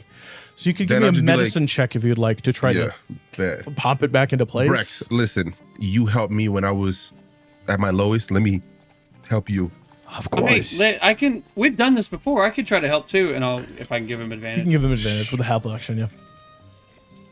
I feel like me and Brex have probably set our bones a few times. It was either 14 or 4, so thanks. You said it was medicine? Medicine. Medicine. Plus 2, so 16. 16. As you pop his full bone back into place, and the feeling of bones grinding when you're holding them in your hands, Galliard, is, man, it's quite a feeling One hand. that you felt before during your time in the military. And then I would do cure wounds on him, which would be a total of 8. Cool. With 8 points, the sensation of bones grinding against each other goes away. And you watch as he goes, ow, ow. It still hurts. It's still going to hurt, but it should hurt less and be able to move a little bit. And he just full hops off of you. Full. Crazy. Hops off, lands, goes, my ankle's still broken, but it's fine. Let's give me her. Thank you. Yep. Let's go. I will hobble. I'm trying to decide if Breck should come with us or if he should stay with the refugees and kind of like work with them. Well, while you're deciding that, let's go to Ray and Bazza. What are you guys doing? I had assumed we were just waiting around until it was time for dinner to head back, because all I wanted to do was get the residuum set up, and then Galliard said he'll take care of the other shipment. Okay. Anything that you wanted to do? Yeah. So the sending lettercraft, the Volstrucker. Yes. Do. Does it requires a knowledge of You have to know the person. individual. Yep. Or has seen them. Yes. And that's how it worked with Caius. Mm-hmm. So I would root around and just kind of beeline it back to Titus and see if he had ever seen them. Ever seen? Duland. Oh, he told you yes. He told you he has met Master Tversky before. So yeah, if there's perhaps a little bit of illusion magic that you could do to give me the visage, something's. Yes, of course, I could do that. He's gonna cast just minor image, so it's kind of rough, but it is an image of an old gnomish woman with a blue-green travel outfit of leather and very fine silks. She has this intense, wizened look to her eyes, which is not met by the very broad smile that Titus remembers from his interactions with her. So you do see an image, a rough image of Master Dulan Tversky. So, salutations, thank you. Oh. Back to just Yep. back to it. Yep. And I'll be furiously unpacking my notes from beginning meeting the Arachnal to not including the Arachnal, but that time, and just go over the forms of the Blighted. I will avoid the Plague Hearts. I will avoid mentions of the Blightborn, the actual functions of the plague. Mm-hmm. But as far as giving them a detailed description of the function of the undead, how the infection spread, some of the higher forms of them, and then like up to like the giant golem that Pete had fought. And I'll just organize those notes and duplicate them. And I will attempt to kind of going to, I'm assuming, a brazier off the docks. Yeah, you just have to burn it. Cast that spell, focusing on her as an introduction. Go, I will be at the Marquis dinner tonight. Hope that these are interesting to you. They are.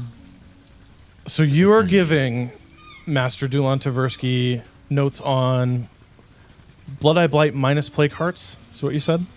Basically, just the information about the zombies that we saw. So minus Dryad specific stuff. Yeah. Minus Dryad specific. If the people of Otha saw it, excluding the plague hearts, I will record it in as much detail as possible. Yeah. Can you give me a few moments pass, and then I need you to give me a wisdom saving throw. This is somebody trying to see you. Right. Don't you have Galliard's ring on? Mm-hmm. It just would glow. Yeah. There's another thing that you could stop it or some shit. I forget what the fuck it was. No, there's nothing I can. I think you have to make a perception check. Yeah, if you to make a see perception it. check, you could see the point of magic. Oh, to see it's originating that's from. what it was. Yeah. That's what it was. But that's only if he fails this throw. Mm-hmm. I do. Do you want to try to see the source of the... Yes. Yes, I do. Where are you while you're doing this right now? Close to the ship, at the docks. Yeah. We were trying to bless you, dog. No. I was trying Never not to be mind. seen as well. Oh, Yeah, shit. I mean, I'm off the ship. I'm off the dock itself. I went all the way up, so I don't know how. That's also normally 12. not... Okay, cool. Yeah, you don't see the source.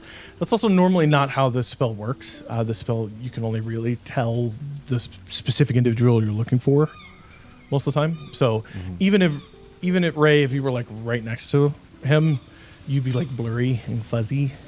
And if they knew you, they would know it was you, but they wouldn't see like your finer detail. Cool. Yeah. You feel you are watched for a minute, and then the ring stops glowing. I'll give an indication that I'll look up and around. Cool. And that's all that happens. There's no return letter or anything like that. Bold move.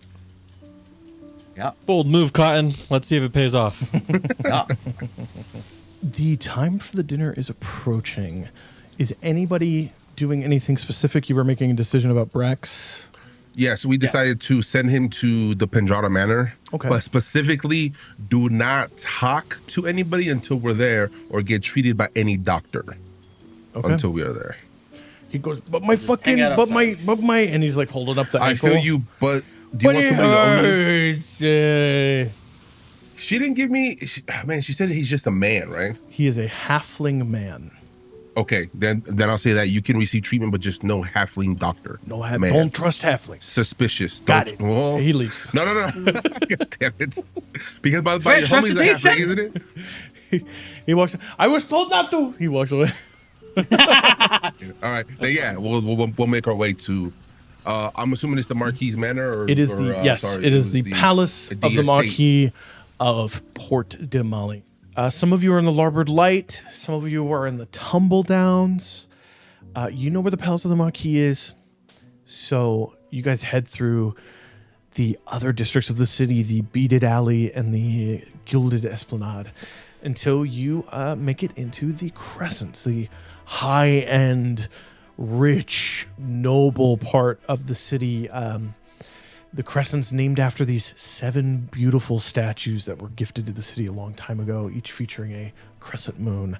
And as you walk into the Crescent districts, you are allowed pass by the Zalezo, who seem to recognize most of you and have been given leave to allow you to enter this district freely as a result of events of the past.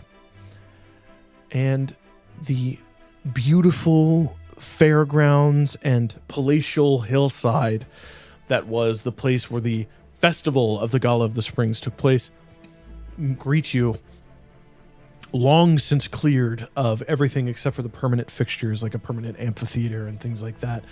The grass growing back where it had been trampled into nothing by the throngs of thousands of people that went there, and up into this beautiful, royal, like French-looking, high medieval palace with a blue roof, gilded windows on the second floor. The doors are open, and there are numerous people within this area. Dozens and dozens of Zalezo. You see members of the Golden Chain Mercenary Company. You see nobles and traders and a couple priests. It is a bustling area, extremely busy.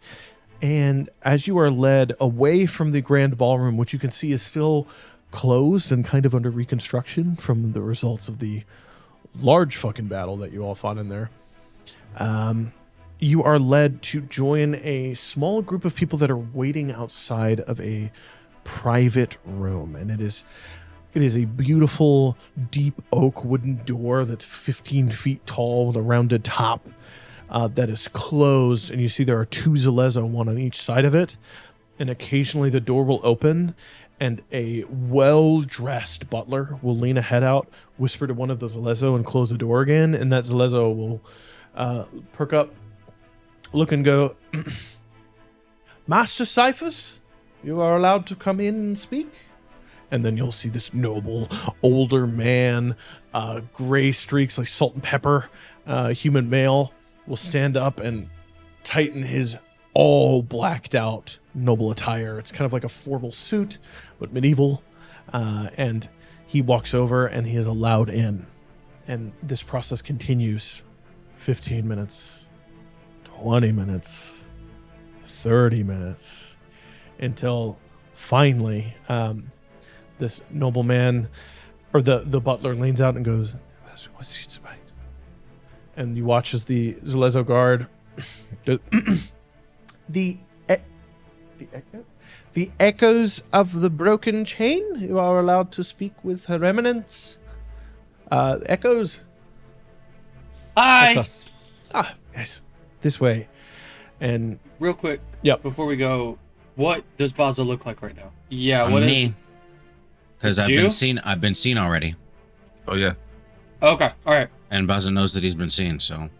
the door opens and you watch as a grumbling older human male, balding head, over the top poofy like neck collar and wrist cuffs, maroon red noble attire, comes out red in the face, and he comes out and he goes, "Oh, that bitch," and he just kind of moves down the hallway past you all as he leaves. And as you guys are about to enter, Zalezo puts a hand up and says, "I'm sorry, no weaponry is allowed within the chamber." Give up my warhammer and daggers. You watch as he motions, and a butler and another Zalezo come, and they roll a wooden cart into the room, and they say, "Please place your arms here. They will be returned to you at your departure." Yeah, I'll drop my whole thing. Yeah, Cool. everything in there. I'll remove the wiring of the hilt of the sword and unsheath everything else. Okay. The door is opened, and you are allowed to enter. Entering in, it is a beautiful... Well, first, it's stairs leading down, which is crazy, to a vaulted ceiling room, warm firelight burning in the distance on the exact opposite side of you. A huge 20-foot-long table of mahogany. And seated at one end is the Marquis Malaysia Lapidus. She's a human woman. You see beautiful robes that flow down to just above her ankles, fine shoes covered in jewelry. Her hair is done up and pulled back into like a very large bun that is also interlaced with silver and filaries. And she is has long pushed a plate away and is looking at an empty chair where the previous man had just finished yelling and was then asked to leave. As you all go inside, and as you enter in, you see that she's not the only person in here. You also see the Marquis of Otha. Dana Avalandra is in here, Sick. sitting on the side, and you see she give me whoever would like, not all of you, give me an insight check, somebody. I'll do it. Ray will do it. Okay. While they're doing that, can I do divine sense in the room? Specifically Yes. looking for I'm sorry, where is this at? Specifically looking for anything that might be hidden with that detect the presence of a place or object. The hollow spell, if anything's just Anything with the hollowed spell? yeah.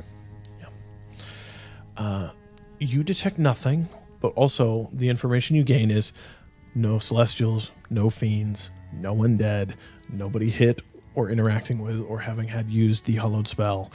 There are magical items in here, but you don't know where. That's not the function of divine sense. You just get like a vibe, kind of just from the chamber. Your insight check? Insight 19. 19. She is exhausted. You remember she was kidnapped. She was hidden away in a mead barrel after being stabbed, and that's after she was killed and then brought back. Her city has been under siege, and now she has had to order the evacuation of, if the Pearlmaker is correct, 2 of 5 islands of Otha. She's had to order them to be evacuated. Her island was not one that was evacuated. So if she's here with this insight check, she's here because she's asking for something, and she had to come in person for it to have all the weight that she could bring politically. But yeah, you see her, elven woman, tall, powerful, woman standing beside her with a hand on her shoulder. You do see Sigrid is there as well. Long blonde hair, braided down. Her war axe is in this room, which is not according to the rules. It's up against the wall behind her, and seated right next to it, you also see, grizzled face, bearing years of experience. Blonde hair, ruggedly handsome, stray strands, his hair pulled back into a ponytail with hazel eyes. He's got a pipe in his mouth that he's smoking, wearing a loose-fitting noble doublet with a white undershirt with rolled-up sleeves and a deep blue overshirt and vest that matches black pants. You see Oscar Windwalker Pedantus, the head warrior of Port Damali, whom you have met before, is leaned up against a chair next to this axe, smoking a pipe, and he sees the echoes come in and goes, "Well, shit, the fucking echoes of the broken chain." Hey, Oscar. You're alive. That's fucking great. Surprisingly. Well, yeah, now. Yeah. Ugh. Shit, tobacco. Ugh, sorry. And you see next to him on his other side, the other side of this great war axe, is his huge great sword, also just up against the wall. And as you're walking in, Dana continues. Dana goes, I know that I have asked for a lot, and I know that Otha doesn't have much to offer. What I want to offer you is this. And she sees you all enter, and she goes, "The heroes of Earth. I thought you all were dead. I will be with you in a moment. Olesia, we have been friends for 20 years. We have ruled cities near each other for 20 years. Please advocate on our behalf with the Concord during the Concordant. Please advocate on our behalf, and I will take every prisoner in your prison back with me, and I will put them all in the bog pit. I will take that responsibility." And you watch as Olesia, pulls at a strand of her bun that's like a little too tight and it's kind of hurting her head. She pulls it loose.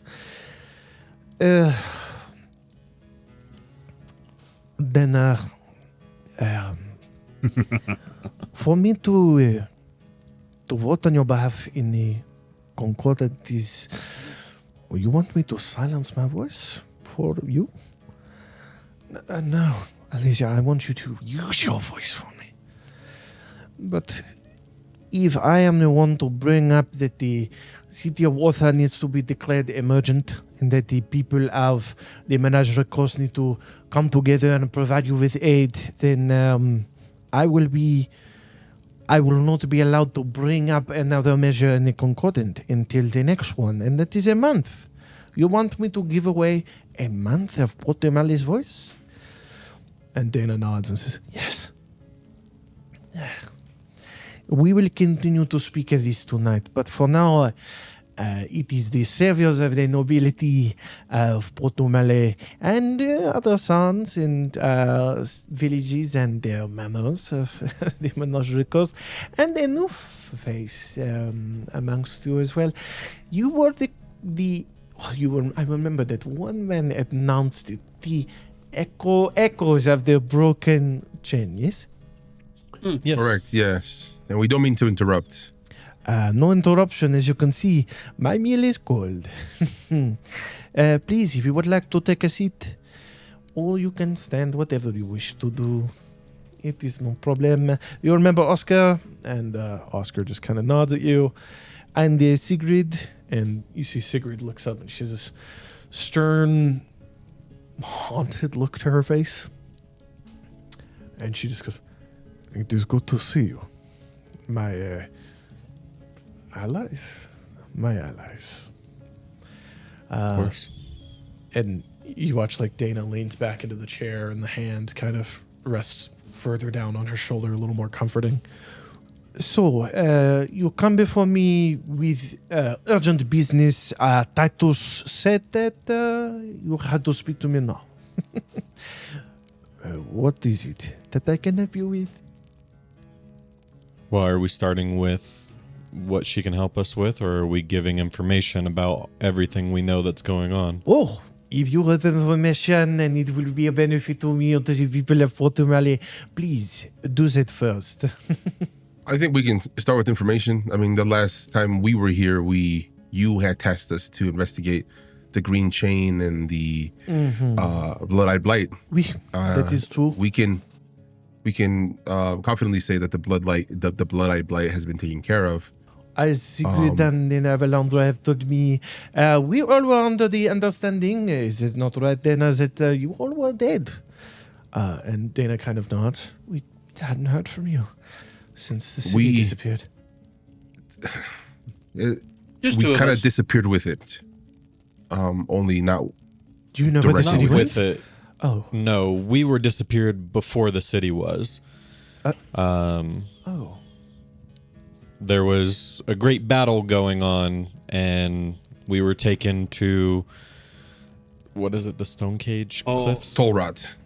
Stone Cage well, Cliffs. we went to, Yeah, Stone Cage so Cliffs, we were yeah. teleported to the Stone Cage Cliffs, and then we went and investigated the red chain like Chessex had brought up, and we found more information about that as well, along with some of the other chains. Jessie, she was the grey huntress from... Tabaxi from Taldore. from Taldore, yes. We have been doing more trade with them. It is good that they are... Are they well? Well, she's going back to bring an army from Whitestone to help take care of this red chain that we have found out is in so fact you are vampires. admitting to me that Check 6 is going to launch an invasion of the Menagerie Coast? No, she's trying to defend it from vampires. I understand. I am trying to joke with you. I apologize. The Stone Cage Cliffs. That is, what is that little fortress up there, Oscar? And Oscar goes, Bettermire. A little dwarven fortress. It has new leadership. No, it always has new leadership. Every fucking year, those people are crazy. Yeah. The mayor of Tolrot is now helping lead. Mayor of Tolrot. That Yeah. mining, Father up the coast. whaling village on the cliffside. Yes. Correct. Very same. You see, Marquis Lapidus goes, Well, I wouldn't consider it a laughing matter. There used to be 600, and now there's only 30 of them. how many are there now? Well, there's nobody now in Toll Rot. We moved them safely to Vettermeyer. Only 30. Well, our plan is to go back and help save the rest of the area from this red chain, but we do need some support in doing so. You believe that this red chain is directly linked to the green one?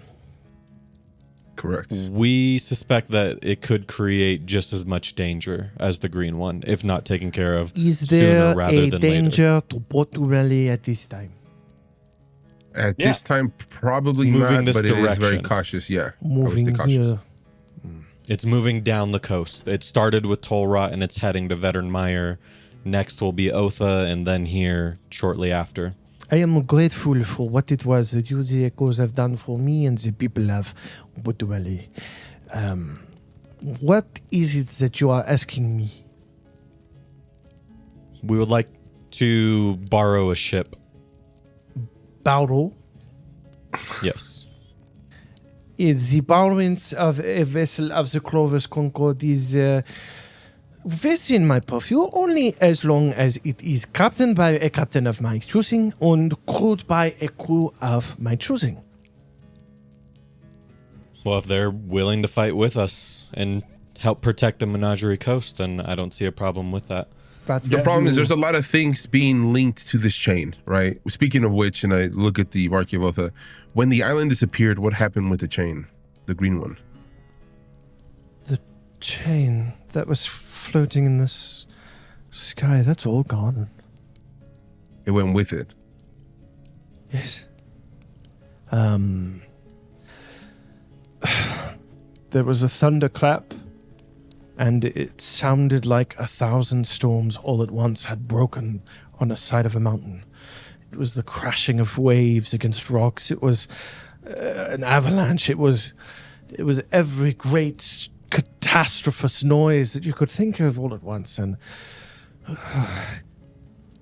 you see she's like kind of sallowed in the chair, and Sigrid grips her shoulder tight.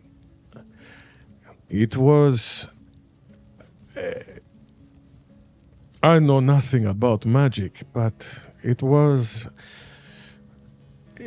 a city leaving instantaneously. It was powerful and loud and terrifying, and people died, and others were hurt, and now there are these... what did this gnome call them? And Dana looks up at, putting a hand on Sigurd's hand.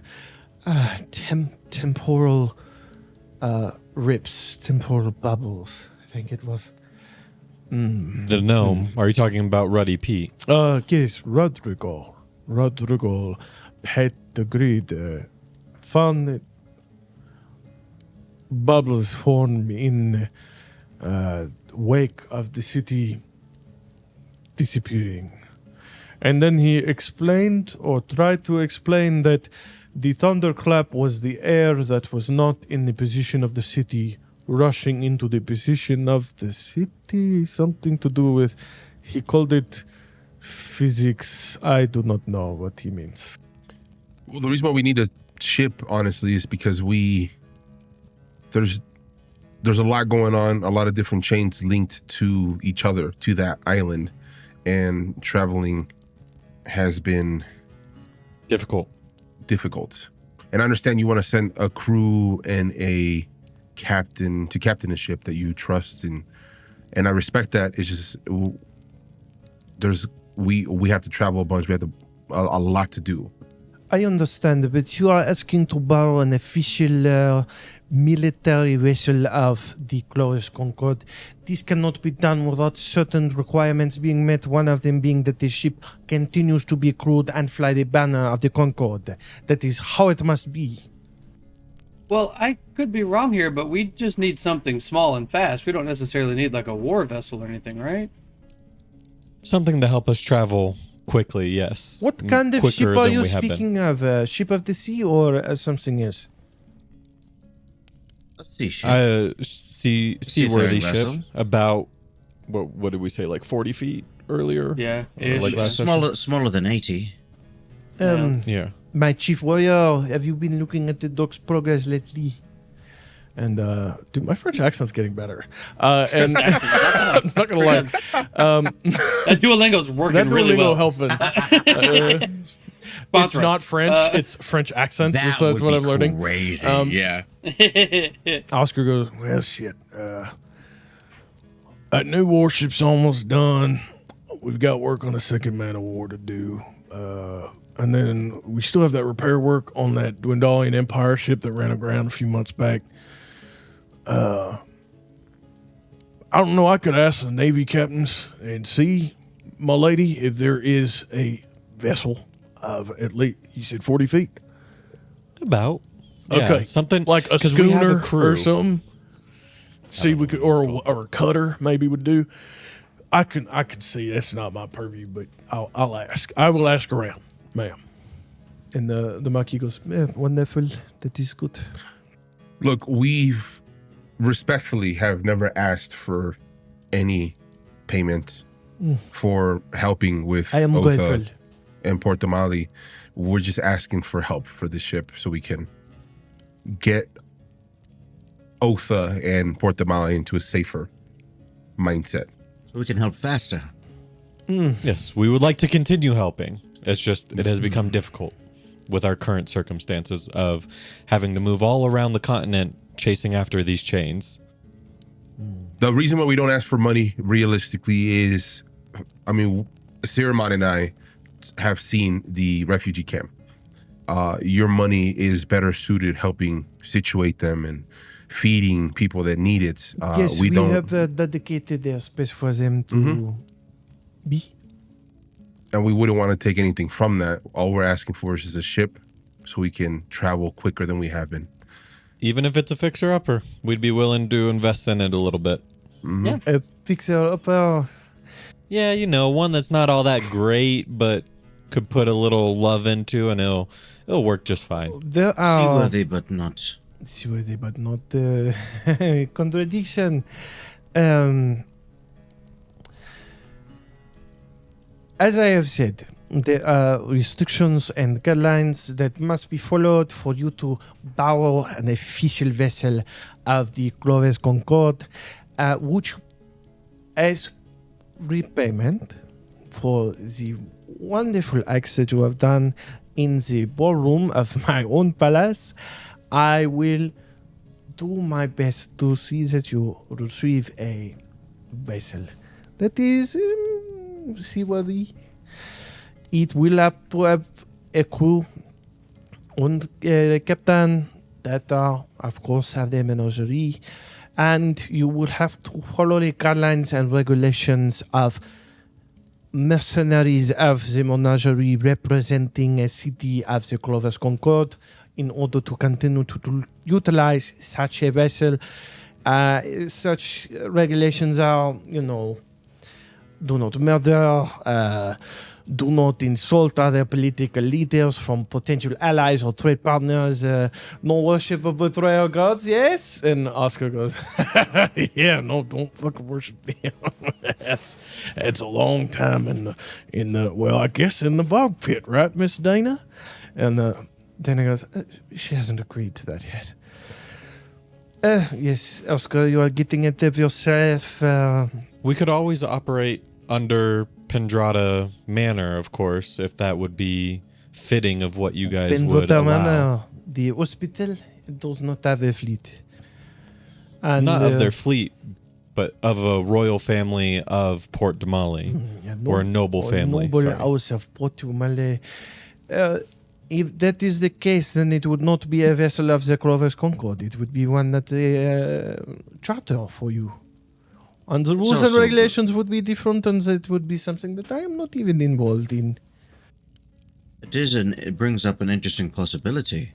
If this group of ours has done you good and has done good service, perhaps instead of something that needed to be regulated, something that could be sold or retired.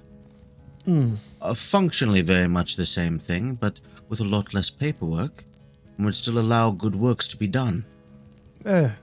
not the treaties of morality and regulation, but the rate of sale. The spirit Oscar, will remain the same. see, And we wouldn't what- pull any resources away from your captains and crew that could be helping in any other format. the sale of a ship. You specifically want a ship that saw service in that fleet of our country? No, I don't think that's a prerequisite. Do either of you? The three of you think so? I'm just happy to be here.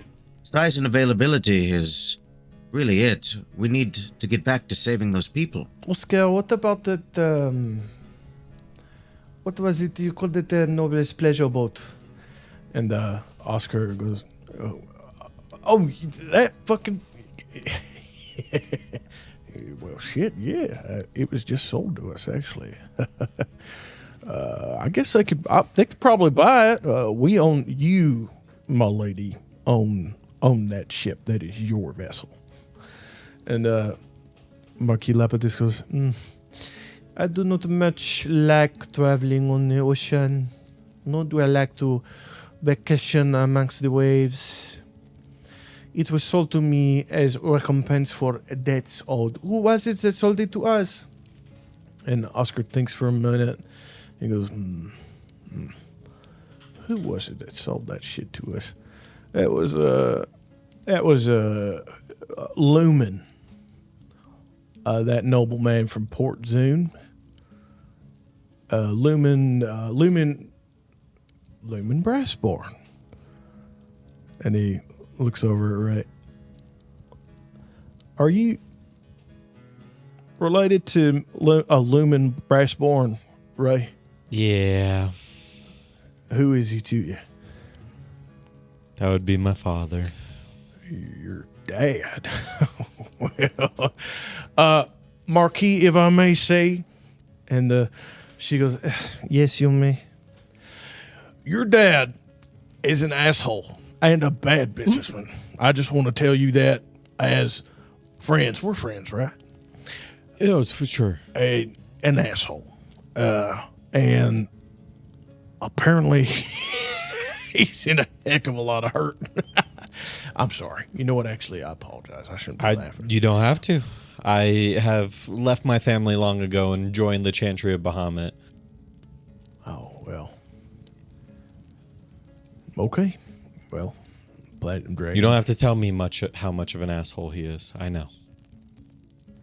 Well, it went funny, and now it's sad. So I'm going to depart, and I will ask about that ship. And well, hold on. I think Duos did want to see you in a moment, so I'm gonna go get him. I'll be back. And he gets up and he looks back at the sword and the axe, and he looks at Sigrid, and he takes both of them and he puts them over his shoulder, and he walks out of the room. And Sigrid goes, and he walks out of the room real quick, and as the door opens, he bumps into somebody, and he goes, oh shit, master, I apologize, please come on in. And this small, slightly hunched, gnomish woman with beautiful green robes, and travel leathers on top of them, which she takes off immediately, and she gives to Oscar like he is a servant, and she just kind of puts it on the two weapons he's holding, and he goes, you're right, I won't leave yet. And he just steps back into the room and closes the door as this old, wizened, gnomish woman, 3 foot tall, white hair braided back into like these little poofs, and a huge smile on her face. Ah, Marquis. And she bows, and a bow for her is not much of a height change. And the echoes of the broken chain. And she bows again. And you, young man, sent me this, did you not? And she, pointing at Bazza, pulls out a 3-page letter with a bunch of information.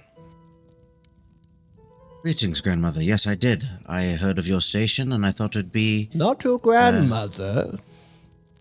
well, just regional greeting. In the Pallid Wood? Not so specific. You are of the seasons, aren't you? Yes, ma'am.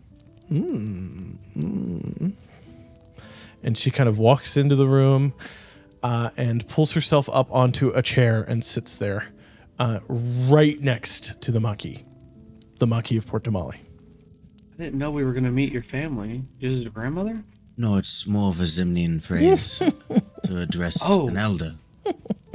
Oh, okay. So you're not related. Okay. I was going to ask.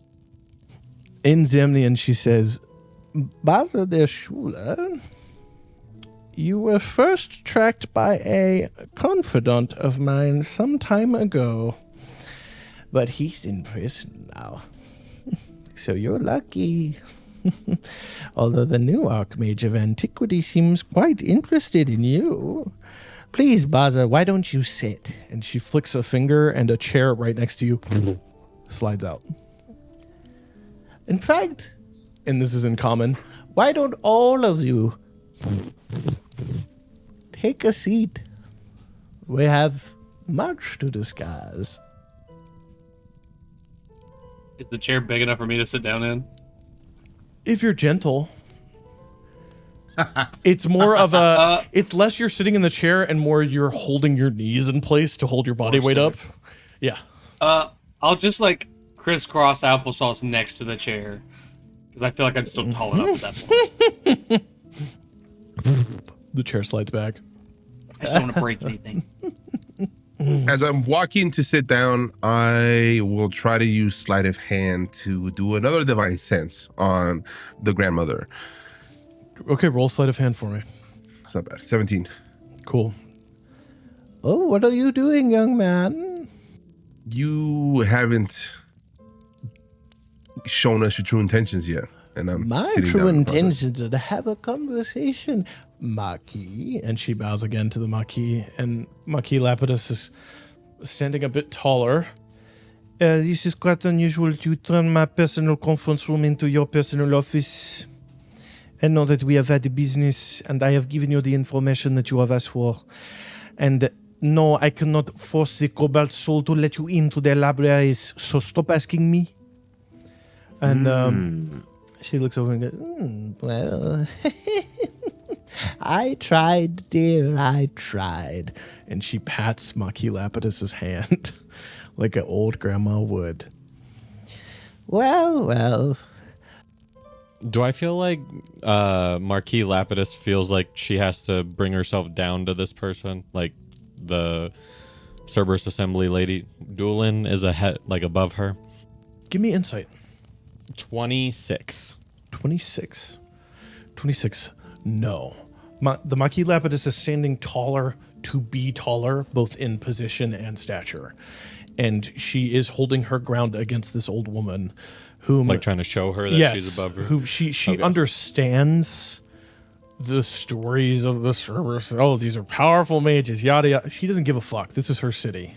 My house. Yeah. The divine sense, do I see? Oh, you cast it feel even anything? after she calls you on it? Yeah. Okay. That's what I'm gonna do. She lets you. And you do not get good or evil. You get neither. Just lit. Okay. Yeah, I'm gonna still pop a squat. I'm sorry, dear. I'm sorry. I know this is your fine dining room and your beautiful city. I love visiting Port Damali. It is such a wonderful place to be. Could we use a private room then, if it is such a disturbance to you and your quite cold meal?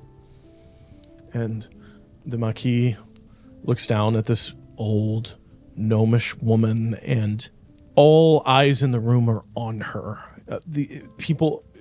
Oscar did not leave. He is in the room, and he has not taken his eyes off of her the entire time she's been in the chamber. And you see he has set her traveling cloak on a chair, and he has put the axe down within grabbing range of Sigrid. And the sword he has set down in front of him, and he's just kind of leaning on it. He's picked up the vibe. And he's just sitting there, staring at her.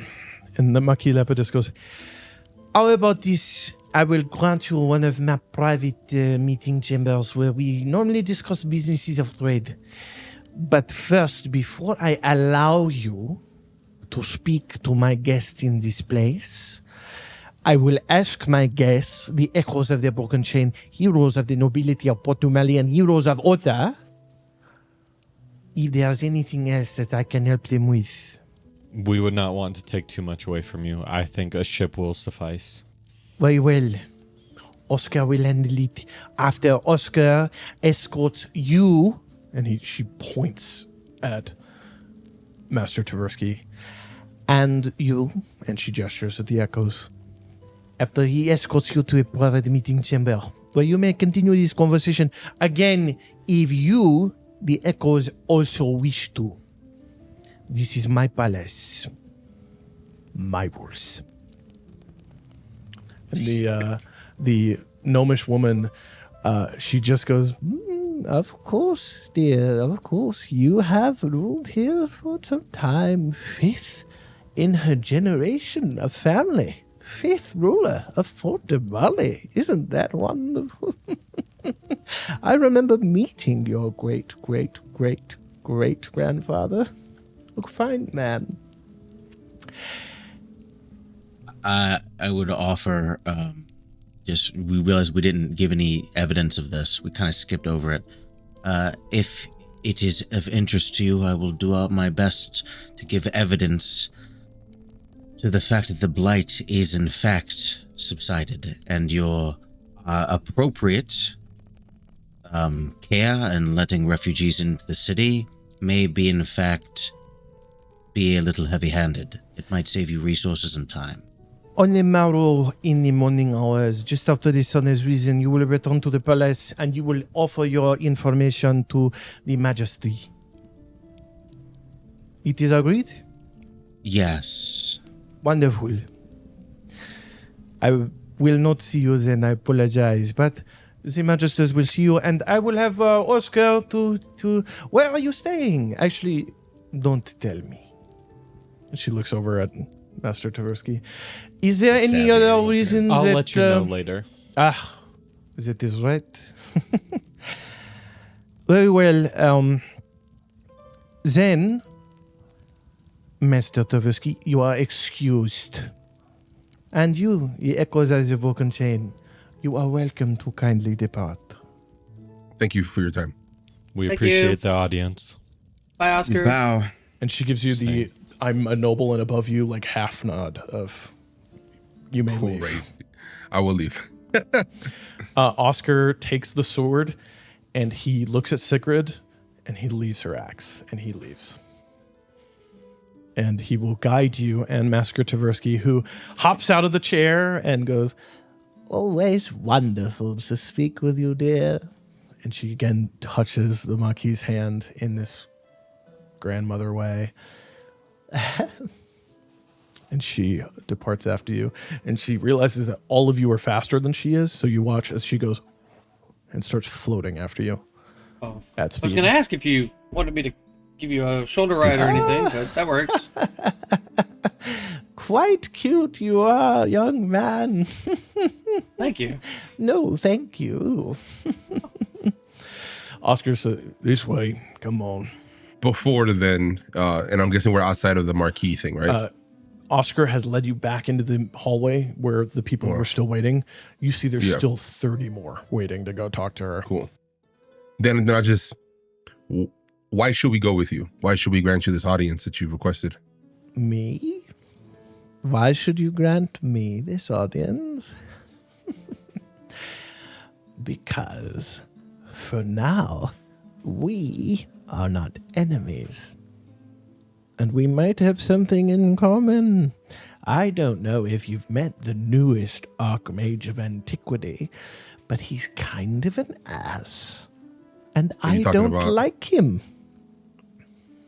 Caius? Yes.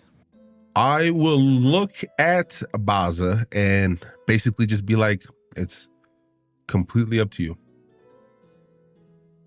I would be a fool to not take the opportunity to potentially acquire such a valuable ally. I will extend my arm forward, and I'll kind of like eye backwards, just like keep it, She goes, and like grandmother cups your hand. Wonderful, wonderful. Bazza der Schüler from what part of Rhinlandia again?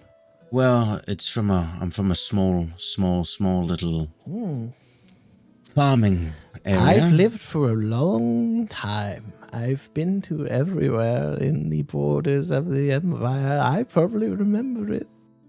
Komoda. Komoda. Fine wines made there. Fine indeed. And she just keeps gliding after you as Oscar leads you down the hallway, down the stairs, down through another hallway, and into a completely separate building built into the palatial grounds. This is very obviously the administrative offices of the city of Port Damali. This is no longer actually the manse of the Marquis and her family. This is now... the magisters come here to make laws, to refine laws, to carry out paperwork and deals and yada yada. You are now in the business offices. As you are led into a meeting chamber, and Oscar goes in there and he takes a flint and he starts lighting these oil lamps that are hanging from the wall in this room. It is nowhere near as beautiful as the manse of the Marquis proper, but it still has a refined elegance and this nation of ocean-dwelling persons thematic element to its design that it screams important deals, important business, Port Damali. You see wood paneling that goes up halfway, and then beautiful wallpaper of the ocean and the skies above meeting at a point of bright yellow, like a sun rising or setting, your choice, on the horizon on the wall. Beautiful wood floors, a perfectly circular table with a cutout in the middle and chairs in a circle. And Oscar goes into the middle and he takes a standing oil lamp that he has and he places it in the center to light the whole table evenly. He says, the circular tables, so nobody has a position superior to the other in a trade deal. Please, everybody take a seat. Take a seat. My friend, and he puts a hand on your shoulder, Galliard. Would you like me to stay or would you like me to leave and inquire about the ship? You can leave and inquire about the ship. I think very we'll be okay. well, very Thank well. Drinks later? Absolutely. Where? Shit, the Tavern's End is being rebuilt. I know a place. You do? Yeah, I was told to go check out Doundries later. Hell, Galliard, do you want to go drinking in a whorehouse? Wouldn't be the first time. Well, shit. I'll see you there at sunset. What do you think? Sunset works. All right.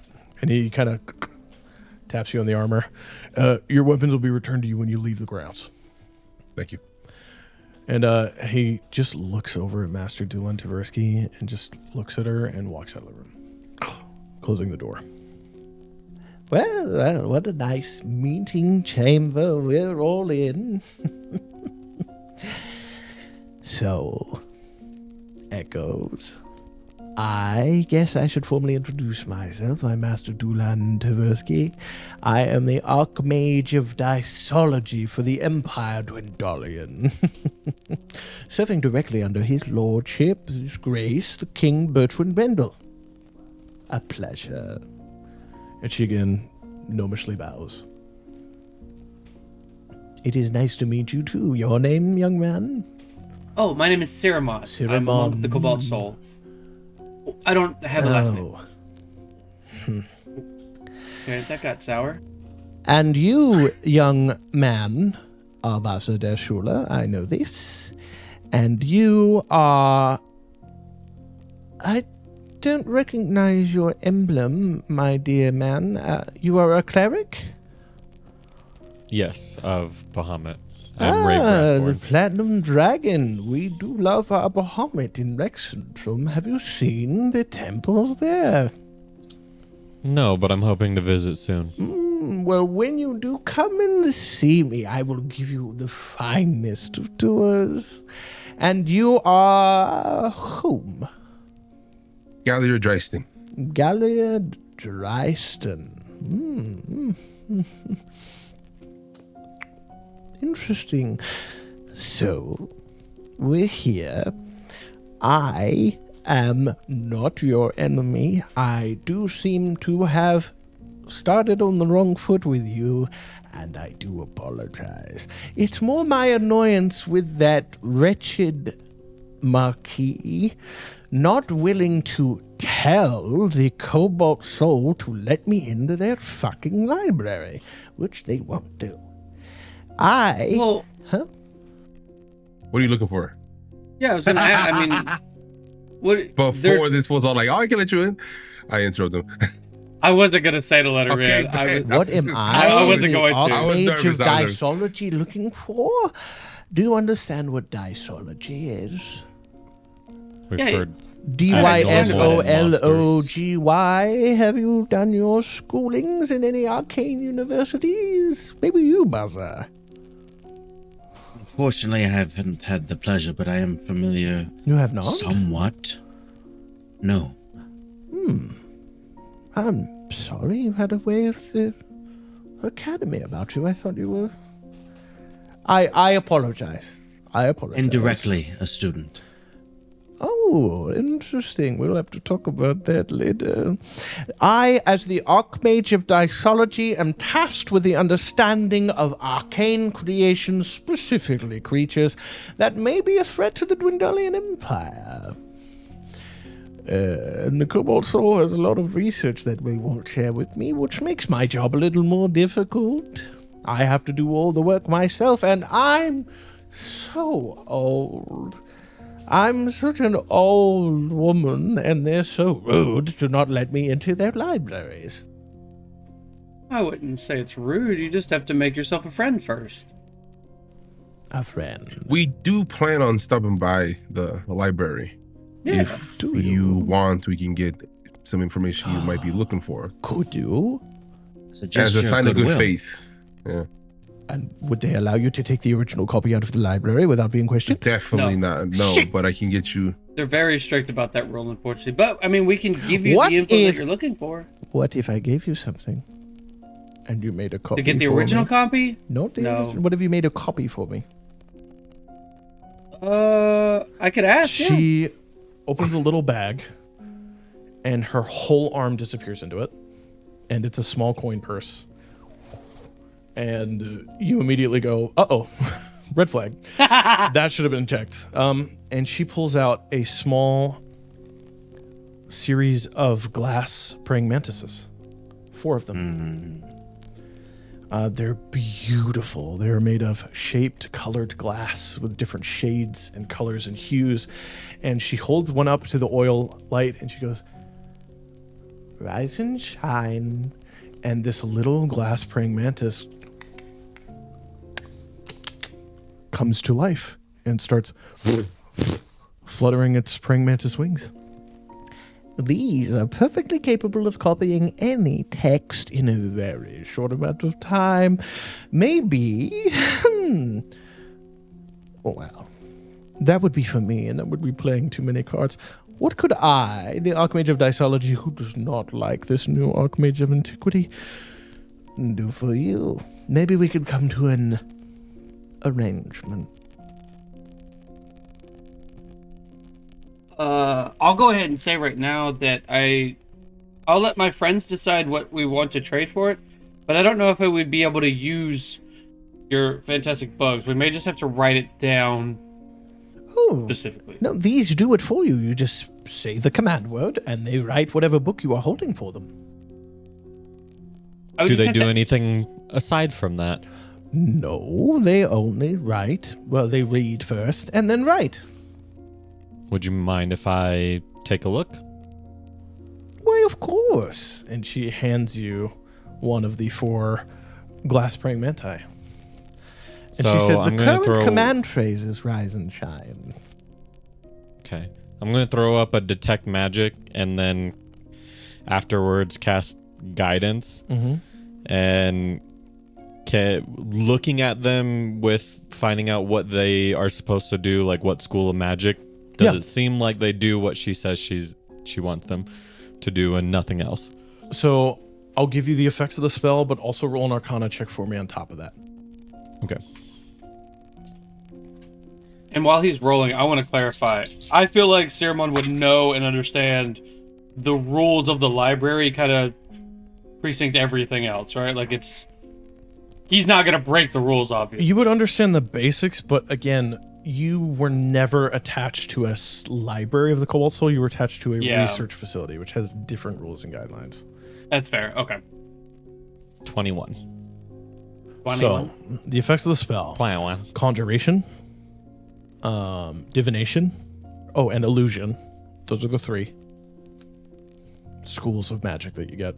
Specifically, you don't get evocation, so it's not going to be shooting fire or things like that.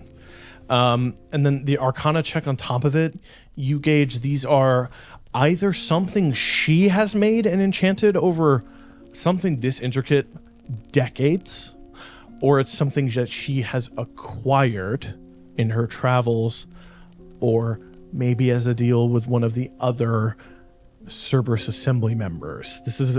These very simple magical items are extremely intricate, extremely complex. And what she is saying is that it can read and it can write, and that it can do this quickly, efficiently, and probably quietly. This kind of enchantment would take like a decade each, Mantis, to get perfect. Okay. After she hands it to me, I'm going to take out of the bag of letters, I'm going to take a false life spell scroll. Mm-hmm. I'm going to open it up. I'm going to say rise and shine. Oh, do you have spell paper? Hold on, don't. And she takes out spell paper and puts it down. Now say it. Okay. I'll put it next to it and put the mantis on it. Rise and shine. Cool. What spell was it again? False life? Yeah. That's necromancy, correct? That's necromancy. Cool. Yeah. And what level is that? I think it's either. It's a first level spell, I believe. Yeah. It's one or cantrip. He's right. Yeah. Cool. It's very low level. You watch that instead of an hour of first level. Instead of an hour of solid writing, the speed that this mantis read the spell and is now copying it by moving across the page and out of its glass feet, ink spills in the shape of the copy. You see at the speed that it is moving, it could transcribe a first level spell, which normally takes an hour unless you're proficient in that school. It could do that in 20 minutes. A third. And you also know arcane writing compared to just the textbook, just words in a textbook, is far more detailed and intricate. It's written in layers, and some of the writing disappears into the paper and then has to get written again. And so if it could do a first level spell from an hour to 20 minutes, it could probably completely copy 3 600-page books in 20 minutes. Does it seem like it's doing anything other than that? Okay, it's Give affecting the original. give or me anything? perception. Okay. 14. 14.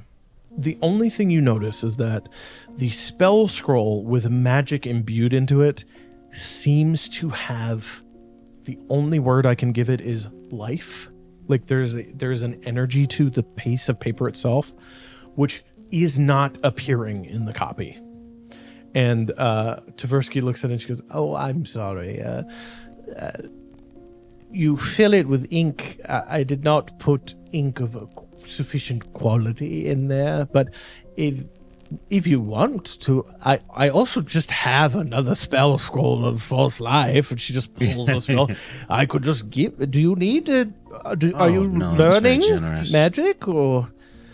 Well, we didn't need that specifically. I was just trying to test it to see puts what it away. it does. It is an incredible construct. I will take the book She's kind of from looking at you, Heinrich out. Galliard. Yes. Heinrich's book, where I was talking to Mikhail, and on the page where after like searching for it, I could not find the name that was hidden in the text. I will set that out also as an in plain sight. Which name? Indicator. The Alderlock. Oh, Heinrich Alderlock. Yeah. I will take out and I will fold over to just that page where where Mikhail had indicated that his name was, and I was like, and I'll just set one of them as if it was a curiosity, and I would like to see if it is noticing or dancing or picking up the name or spending extra time on that empty space. She points at the one that's writing the false life spell, and she says, "Try that." And she points over, and it fascinating, and it moves over, and you see copy everything that you can see perfectly. And then where it comes to the missing Alderlock, it puts ink down, but the ink is indecipherable. Oh, it really does copy everything. Volstrucker code.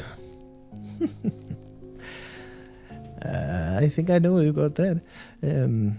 It's a shame that Astrid hasn't been able to keep a hold of all of her new employees.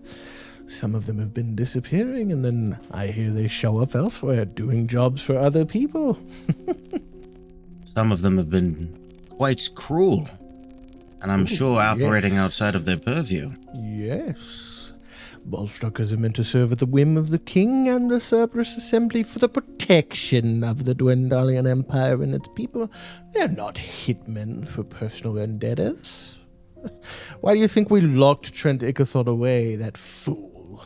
Is that how you He was truly always feel? so slimy. Ugh. That is how I truly feel. And now this new Archmage of Antiquity thinks he's what? As good as Ludinus Deleth? As learned as the head of the assembly? Please. Fool. Must think he's as old as time or something. God.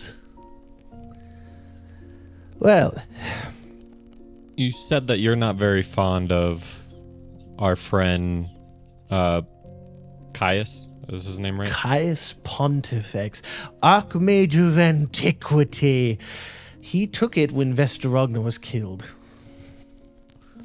What about who's his that? friend Kessler? Do you know anything about him? Kessler? No? Does it seem like she's hiding something, or is Give she me an being insight check. straightforward? 22. 22. You gauge she has heard the name Kessler before, but the vibe you're getting is that she does not know what that name connects to. You just know somewhere in her memory, Kessler. I've heard Kessler before, but where does it go? It's that level of knowledge. You don't seem to be connected to him. He's connected to a lot of slimy people that I don't like.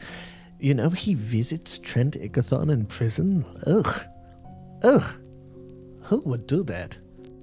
So, what can I do for you in exchange for you sneaking a few of these little buggies? And she kind of pets one of the crystal mantises into, I don't know, the middle of the library.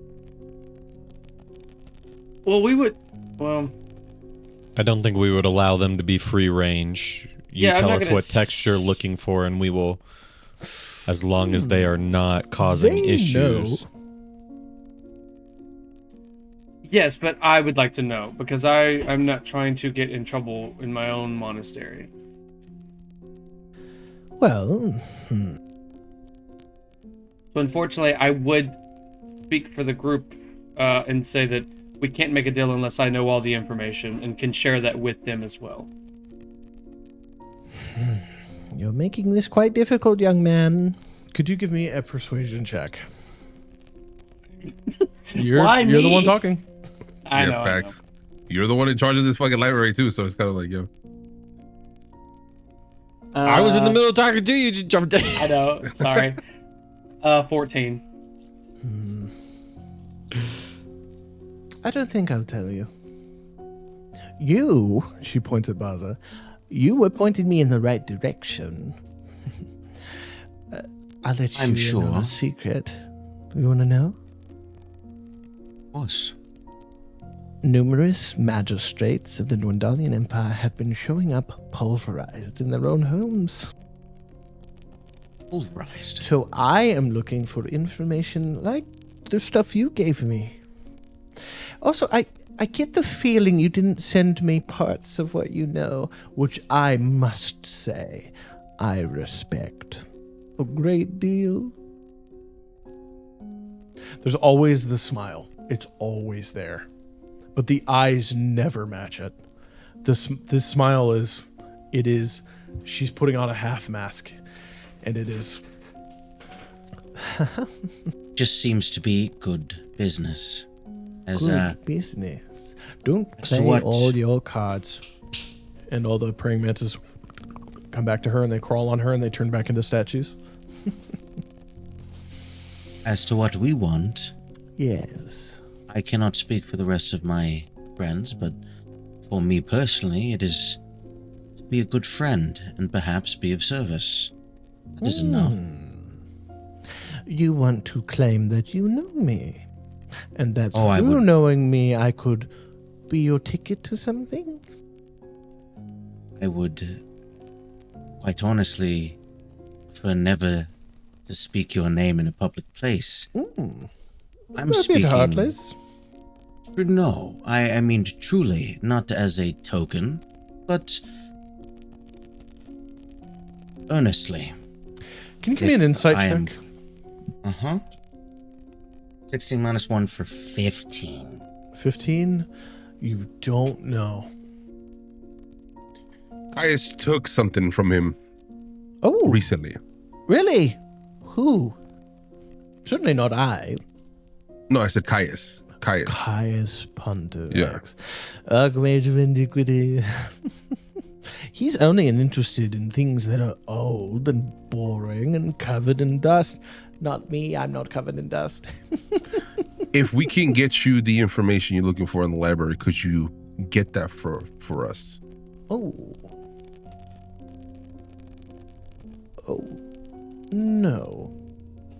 But before you end the deal here, that hasn't even been made, I know where Caius is staying. And maybe I could get you in.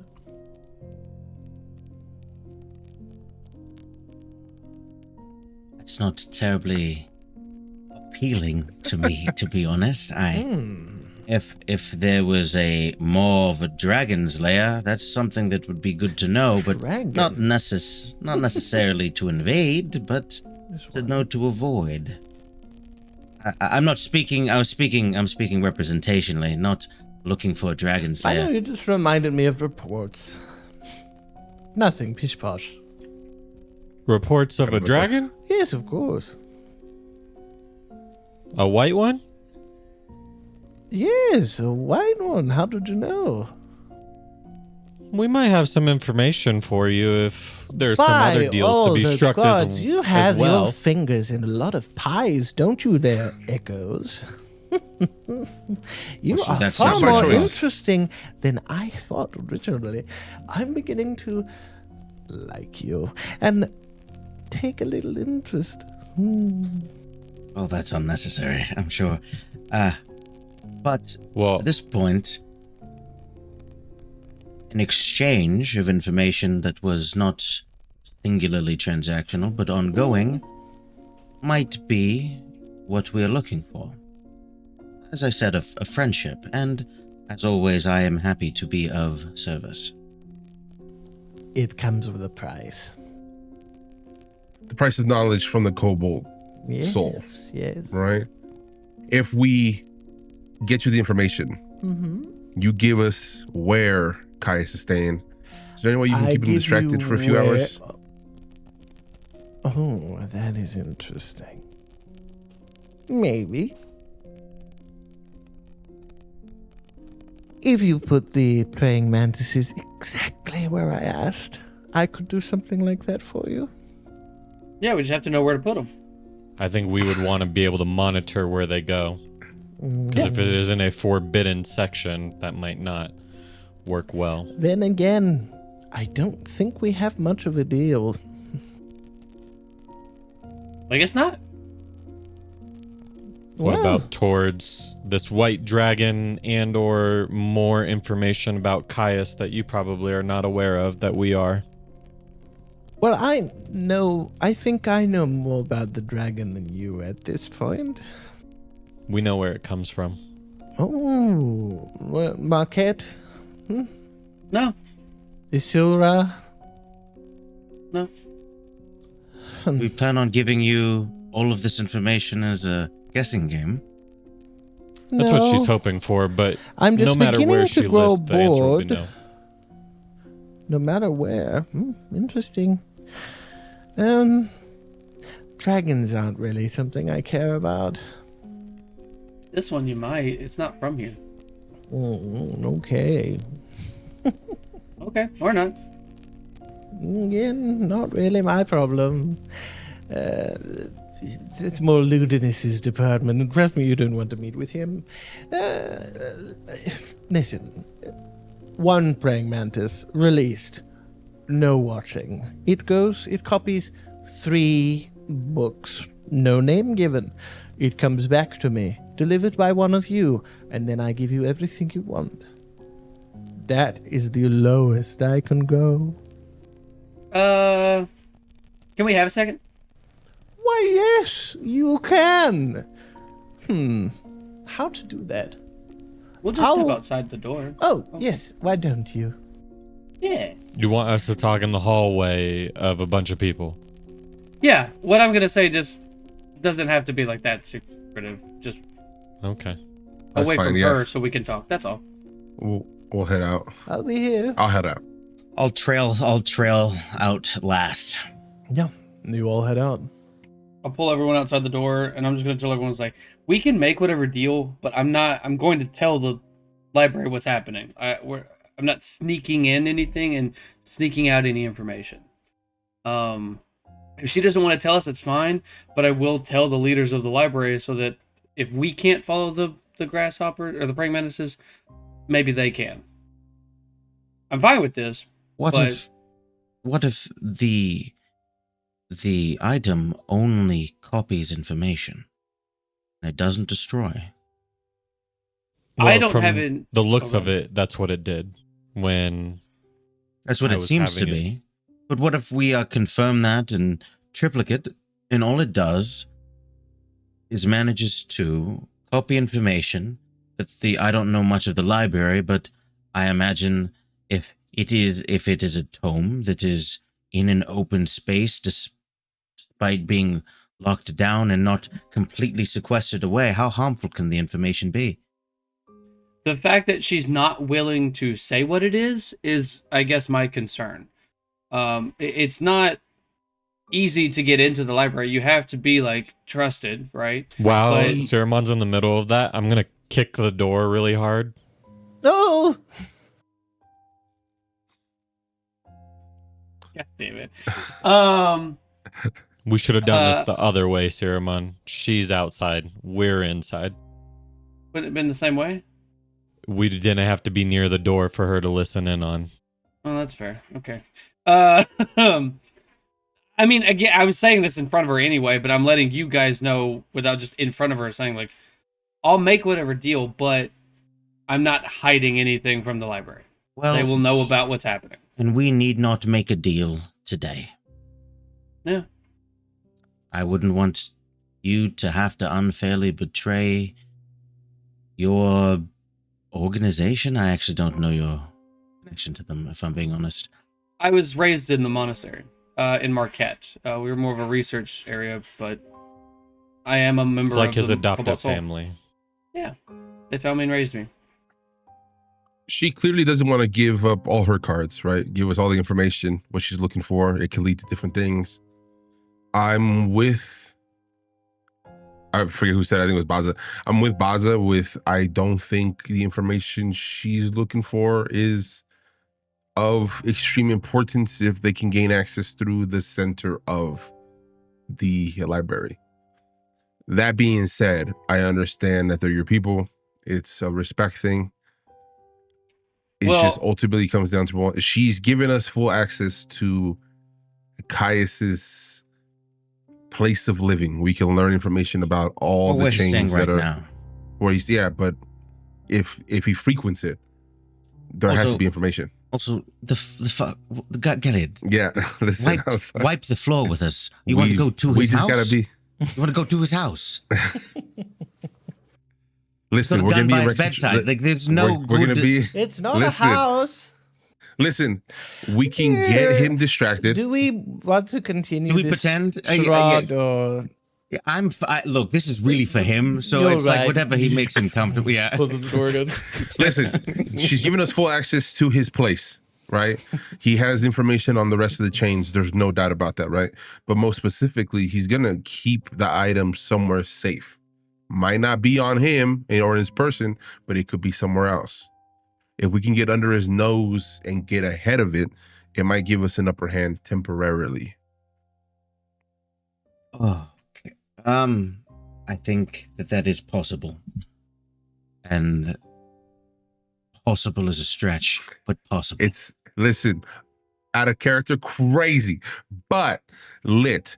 So, while we pondered this idea of this deal, I still want to offer up the information on the White Dragon and what we know about Caius to gain a little bit more favor outside of whatever these mantises will afford us. I think telling everything that we know about Caius might also be a little hasty.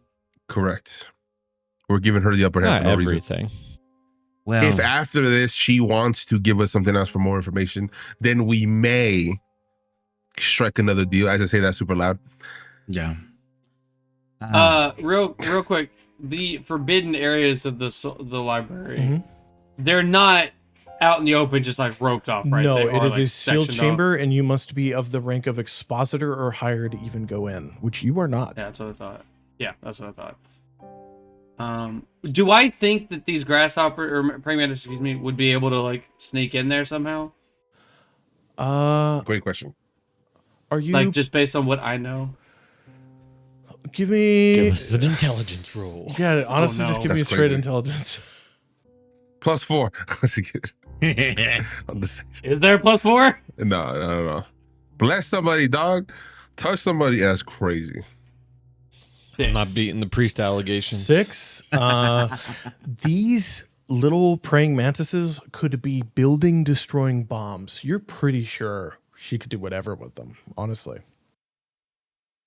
Okay. Yeah. Fuck, that doesn't help his concern. No, but like it's reinforcing Siromon. Like he's just going to tell everybody like I'm fine with whatever deal you guys feel comfortable with, but I don't know what these things can do. So I will not be hiding what's happening. That's all. I just want you guys to know that that's I don't care if it's the simplest information, because anything that's in there, there's a lot of stuff in there that's accessible outside of the library. So it's something that she specifically only wants that's at the library. So it can't be something that's not important. From our understanding is that the Cerberus Assembly and the Cobalt Soul do not go well together. Yeah. They're mean. So, what's the space so like far, under all the we door? know is that you guys are mean. Really? We can go back inside. We can just go back inside. Oh. All right, let's go back inside. Thank you. Oh, okay. This is ridiculous. Come on. I honestly envisioned us a little bit further away from the door, like in the hallway. Like, I'm sorry. Well, like I didn't know I needed to say that we were not 2 feet from the door, but it doesn't matter. Like that's why I kicked the door to show that she was there. I was like, I know she's there. I'm not saying anything that like I wasn't saying in front of her. I was just trying to have that conversation with you guys without her part of it. This is politeness and comportment, not necessarily spycraft. Yeah, that's happening. I'm not trying to be secretive. I'm not changing my stance, but yeah. Oh, welcome back. Oh. Thank you. Apologies. I'm sorry that your understanding of the Cerberus Assembly is that we are mean. I assure you we are not. all that way. You've met Caius Pontifex. No, I said all that way. Yeah, but why do you guys allow that within your systems? Allow. All systems are corrupt Listen, in some form. Caius, well, no matter how much I may dislike him, serves a purpose for the betterment of the Empire. And that's all. And he's that going to matters. serve the purpose of destroying this world. Well, perhaps I'm that's sorry? that's a big jump. Oh, who knows? Give me persuasion. Y'all like our bosses are like, yo, let's tight lip 18. it. We're just over here like, all I right, fuck it. love it. I actually love this. it's a pure Ray moment. You genuinely believe that, don't you? It became a justice thing. That's why Ray jumped in on it. Yeah. 18. Yes. Yes, I do believe that. Well, if he'd made such a motion, then all the other members of the Cerberus Embassy would continue to find him and kill him. Quickly. And yet no one tried to stop him recently. Why would we? He came down here on official business. We Interesting. traveled So you don't know. together. To Otha? No, I came down here to come to Port Damali to try to get into the library, which they said no. And he went to Otha to investigate this city that was flying that could potentially have become a threat to the Dwendalian Empire. Did you forget the part about how we protect the Empire? Have you talked to him since? No. You know how that city has disappeared, right? Yes, I have heard. That's crazy. He's a part of it. No. That's crazy. Is Wait, he- you just said he's a part of it? Give me a persuasion check. Holy fuck. This is wild. Maybe Yo, with shut him advantage. up, bro. He's wrong. He And got Bazza's rogue. like He's got rogue. obviously No one rolling in his stopped him. grave. Can it be with advantage? 15, 22. No, I am stone faced. a part of it? How? That's the information I said I was willing to give you. Oh, But we're not getting anything out of it right now. Listen, I'll give you one book. But most specifically, I'll let you look into who Caius was in the library as well. Give that the directions to the Grasshopper. And it will confirm certain things that we will tell you right now about Caius. You want me to believe that a member of the Cerberus Assembly who isn't Ludinus Deneth, the oldest fuck in existence, has something to do with the Flying City? Yes. Yes. Give me a persuasion check. In for a penny, in for a pound, huh? Oh, shit. That is a dirty 20. A dirty 20. Mm-hmm. I just don't see how a member of the Cerberus Assembly had something to do with the Flying City. And that's how he's gone under your guys' nose for so long, because you guys don't see how. Excuse me, just for a second. We've given her enough information that she will now be able to go and investigate this parallel. We've started this. Is this the path that you all want to take? I'm trying to find us a way to get ahead of Caius, even if it's just a step. Right, but now we have a third party who is also going to be doing this. How well, committed? if he can do all the things he's done behind their backs, I'm sure she's sneaky enough to do things behind his. Behind our backs, he's only been with us for a year. And you guys didn't vet him? Well, of course we did. Powerful Not good Archmage enough. appears out of nowhere. We looked through his whole family history, saw his lineage, met his parents. Met Oh, his they're not parents. around. This is wild right now. That's when I break. Yeah, that's when I break. Yeah, they're not around. I am fascinated to what parents of Caius Pontifex would look like. Well, almost corpses. Probably white and bony. Quite old, really. Almost as old as me. Let's, I think we're dancing in let's- circles here. Yes, let's lay this out. What do you want? What do we want? And I'll say I right want now. information related to my speciality, Dysology, creations arcanum, things constructed by the very natures of magic, potentially weapons, potentially enemies. I seek something. And I've given you a little taste.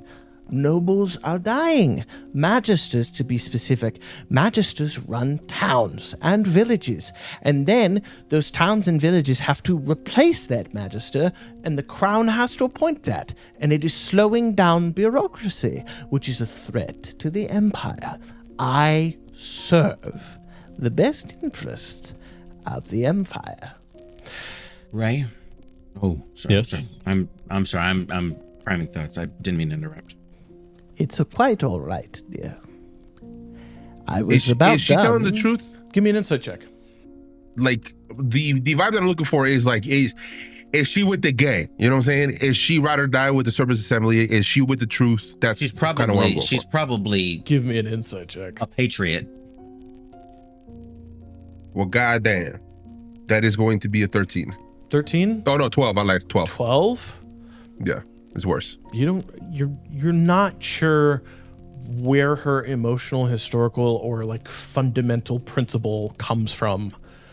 All you get is she's telling you what she does and why she does it, and as far as you're aware, that is the whole truth of what she's saying. And to my understanding is if you went through official channels, you could work with the Cobalt Soul to find out this information instead of stealing it from them. I couldn't. They don't like me. You specifically? I mean, you mentioned. Me specifically, you mentioned Ray yes. that they bump heads all the time. Service Assembly. I know and that Soul. the We two tend not entities to do. work with them. Ray, do you have Zone of Truth? I do. I have it available right now. May I make a proposal?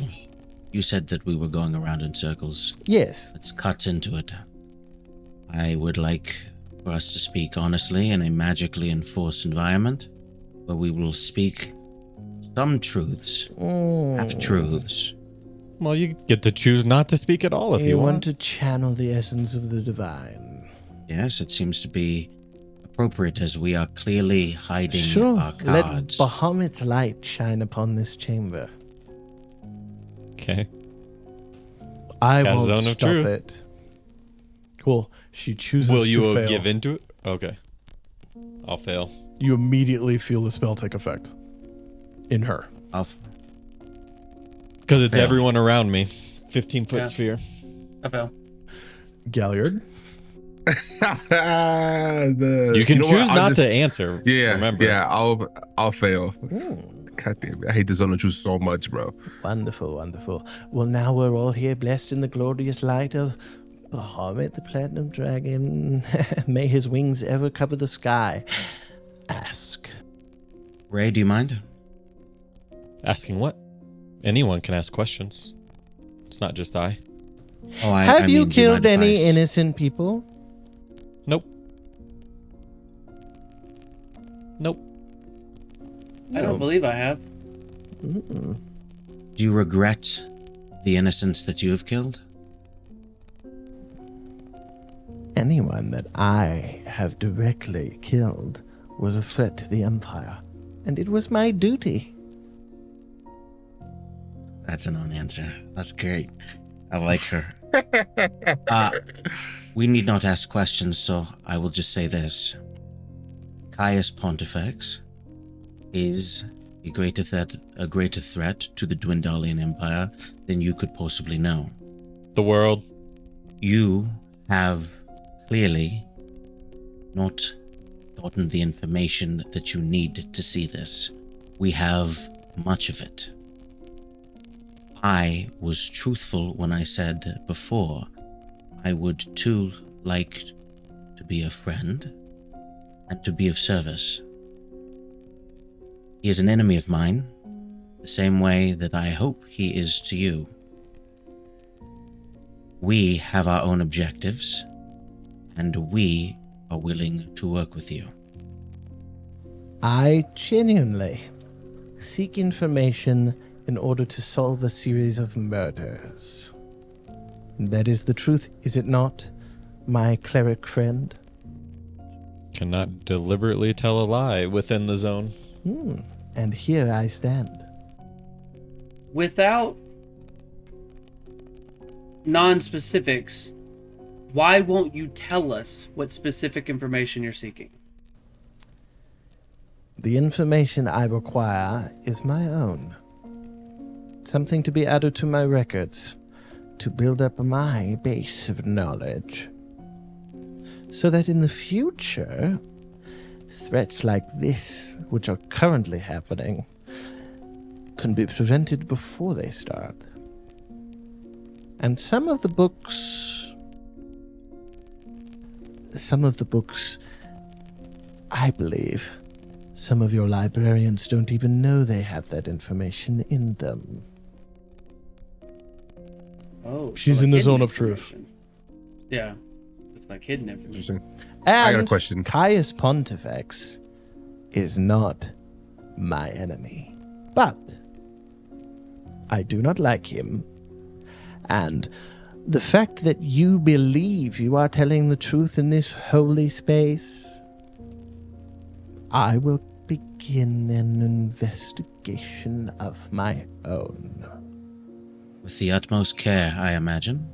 Only. If he were to become, or you were to find that he is a danger to this world, what would you do? There's this wonderful spell that I have been learning from a Kryn associate that we've been communicating with ever since the peace treaty was signed. It takes somebody and it holds them in the air and it crushes them into a very small ball of meat.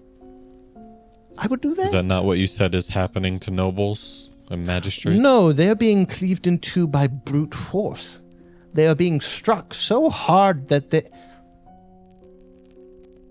the investigation is not yours to worry about. Are you trying to acquire this information for anybody other than yourself and the Cerberus Assembly and for the greater good of the Dwendalian Empire? No. I had to add all of that just in case. She's all like, I appreciate your legal candor. Must have been reading something lately. just some poems. You said that you don't like him.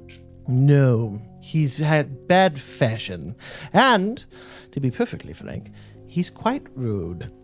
And only to those of us that are quite old, the young ones, he's so nice to. Ugh. He is a teacher. An ancient one. He is a teacher, yes.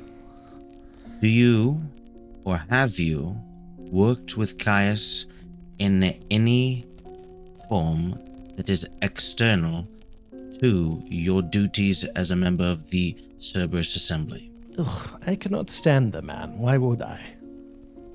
That's huge. I'm happy. Well, She Can the didn't praying answer. mantis- She said, why would she? That keeps her from being able to deliberately lie. It's a yes or a no.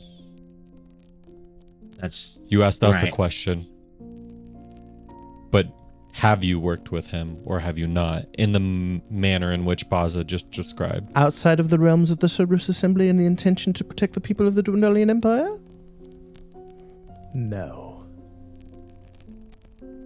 I could still be misguided, but it's closer. Wisdom from the Elephant Man? I appreciate it, my dear boy.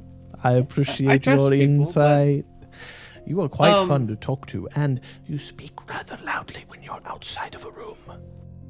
Yeah, I'm not very good at secrets, I'll be honest. Well, But that I is do know that commendable. other people are.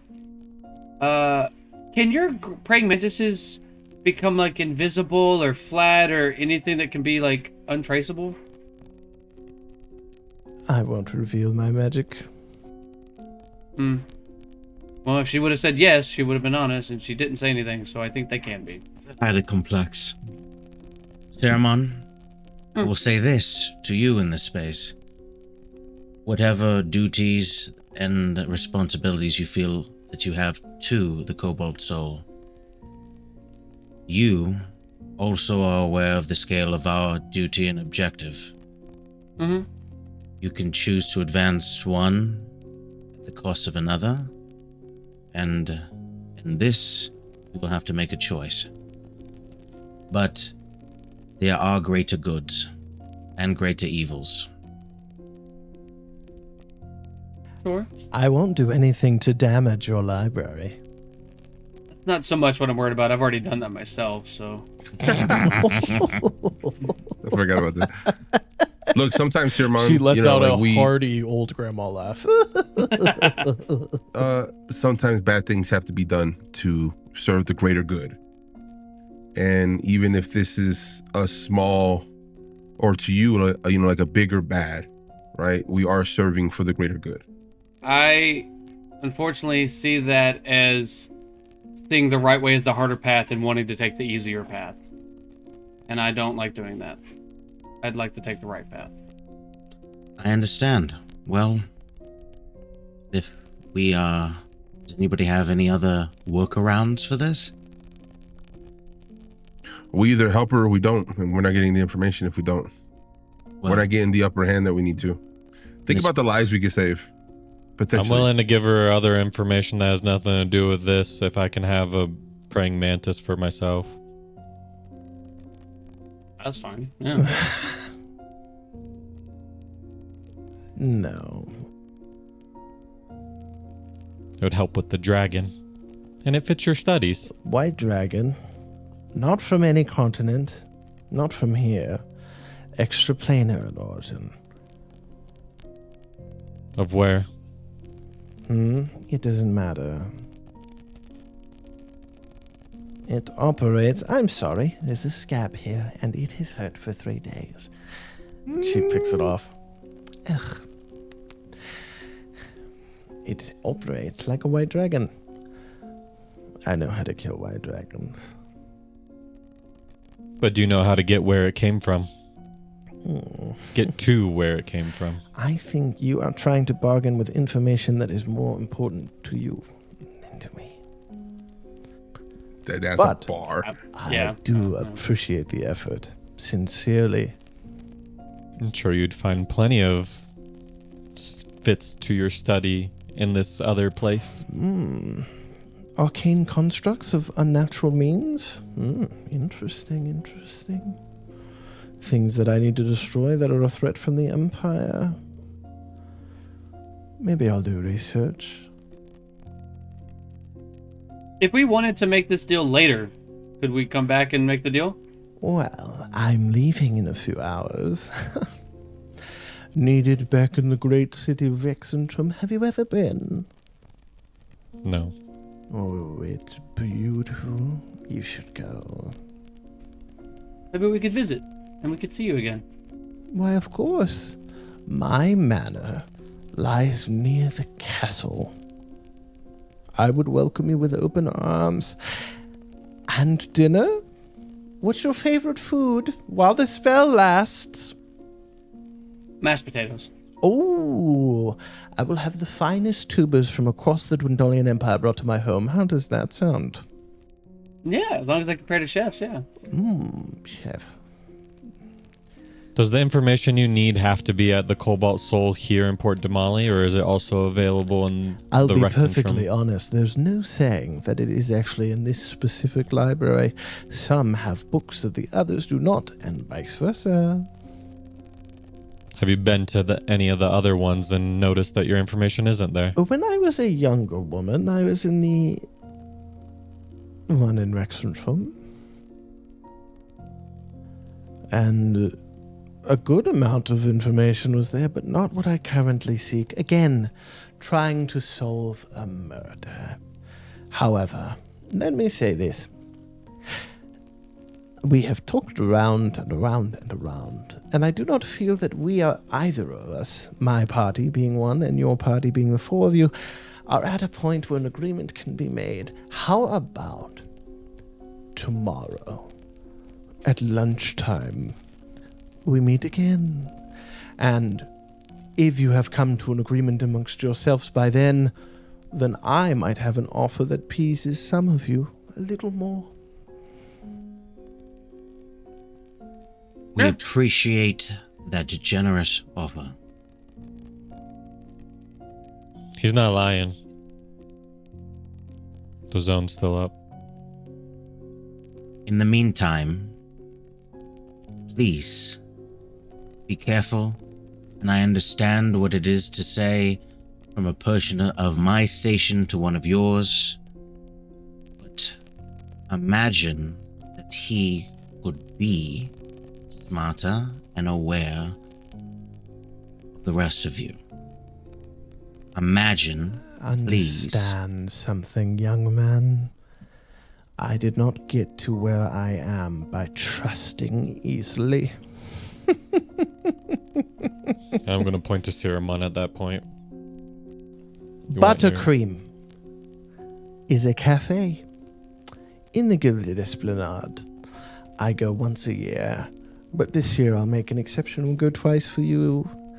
Meet there when the sun is at its highest point. And do bring friends if you'd like. It doesn't matter to me. It's been quite the pleasure to meet all of you. And she's going to start heading out. And as she goes through For our the own information, is the Buttercream the place that Siromon was Yes, dumping it bodies is. behind? It is. She stops right next to you, Bazza, and she says, if I could have a word, if you're willing, I assure you, as I'm still within this spell of yours, yes? She's still in the circle. I'm already I standing mean- up, but yeah. I mean you no harm, and nothing will befall him that is hurtful or negative or teleporty in nature. What about emotionally? That's up to him. Can't help that if it happens. It's been a That's rough fair. week. I stand up. I'm headed with her. Cool. And she stops right next to you, Galliard, and she looks you in the eyes, and you hear in your mind, I noticed you didn't answer about the killing of the innocent. And she walks out, and she closes the door behind her. As she takes you, Bazza, and she leads you farther away from the room than you all had gone earlier. Yes. I'm going to send him with my cantrip message instead of the sending spell. I'm just going to say, I'm here if you need to respond. And then leaves it open until he responds. Yeah. You have the Question. speed dial open, yeah. Is he out of the room yet? They both have left and are walking down the hallway. Okay. Bazza, and I'm going to get up and leave the room, and I'm going to reach into the bag of holding. I should have a dagger in there, and I'm going to pull it out, and I'm going to say, just in case, and I'm outside of the room, so it's just us three, I'm assuming, right? Yes. And I am going to just whisper to you,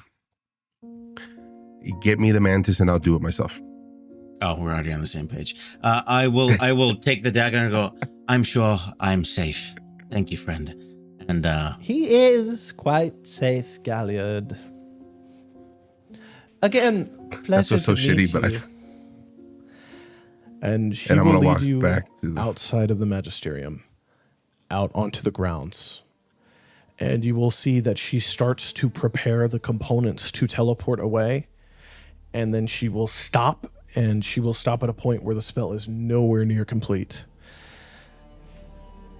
Bazza, when you were first hunted, it was at the behest of a Master Trent Ickathon. Have you heard of him? I don't think I have. Right? You have not. Master Trent Ickathon used to be... Fuck. I have so many notes open. Holy shit. What a lore heavy episode, guys. Holy fuck. Right, yeah. Master Trent Ickathon used to be the Archmage of Conscription. His responsibilities was that he was the headmaster of the Solstice Academy. Have you heard of it? I have. It is now headed up by a Master Zivian Margolin, who is quite significantly different in tact and hairstyle from a Master Trent Ickathon, who I assure you is locked away in a prison where none of his spells will ever be heard. Covered. I will grin widely. He was hunting you because he was hunting your people, Bazza. You are an Eladrin, yes? I carry their blood. Yes. There are very few who yet remain Eladrin in the Pallet Grove, but it is where your people came from. And while I don't have the answers, I find you interesting enough to try to point you in that direction.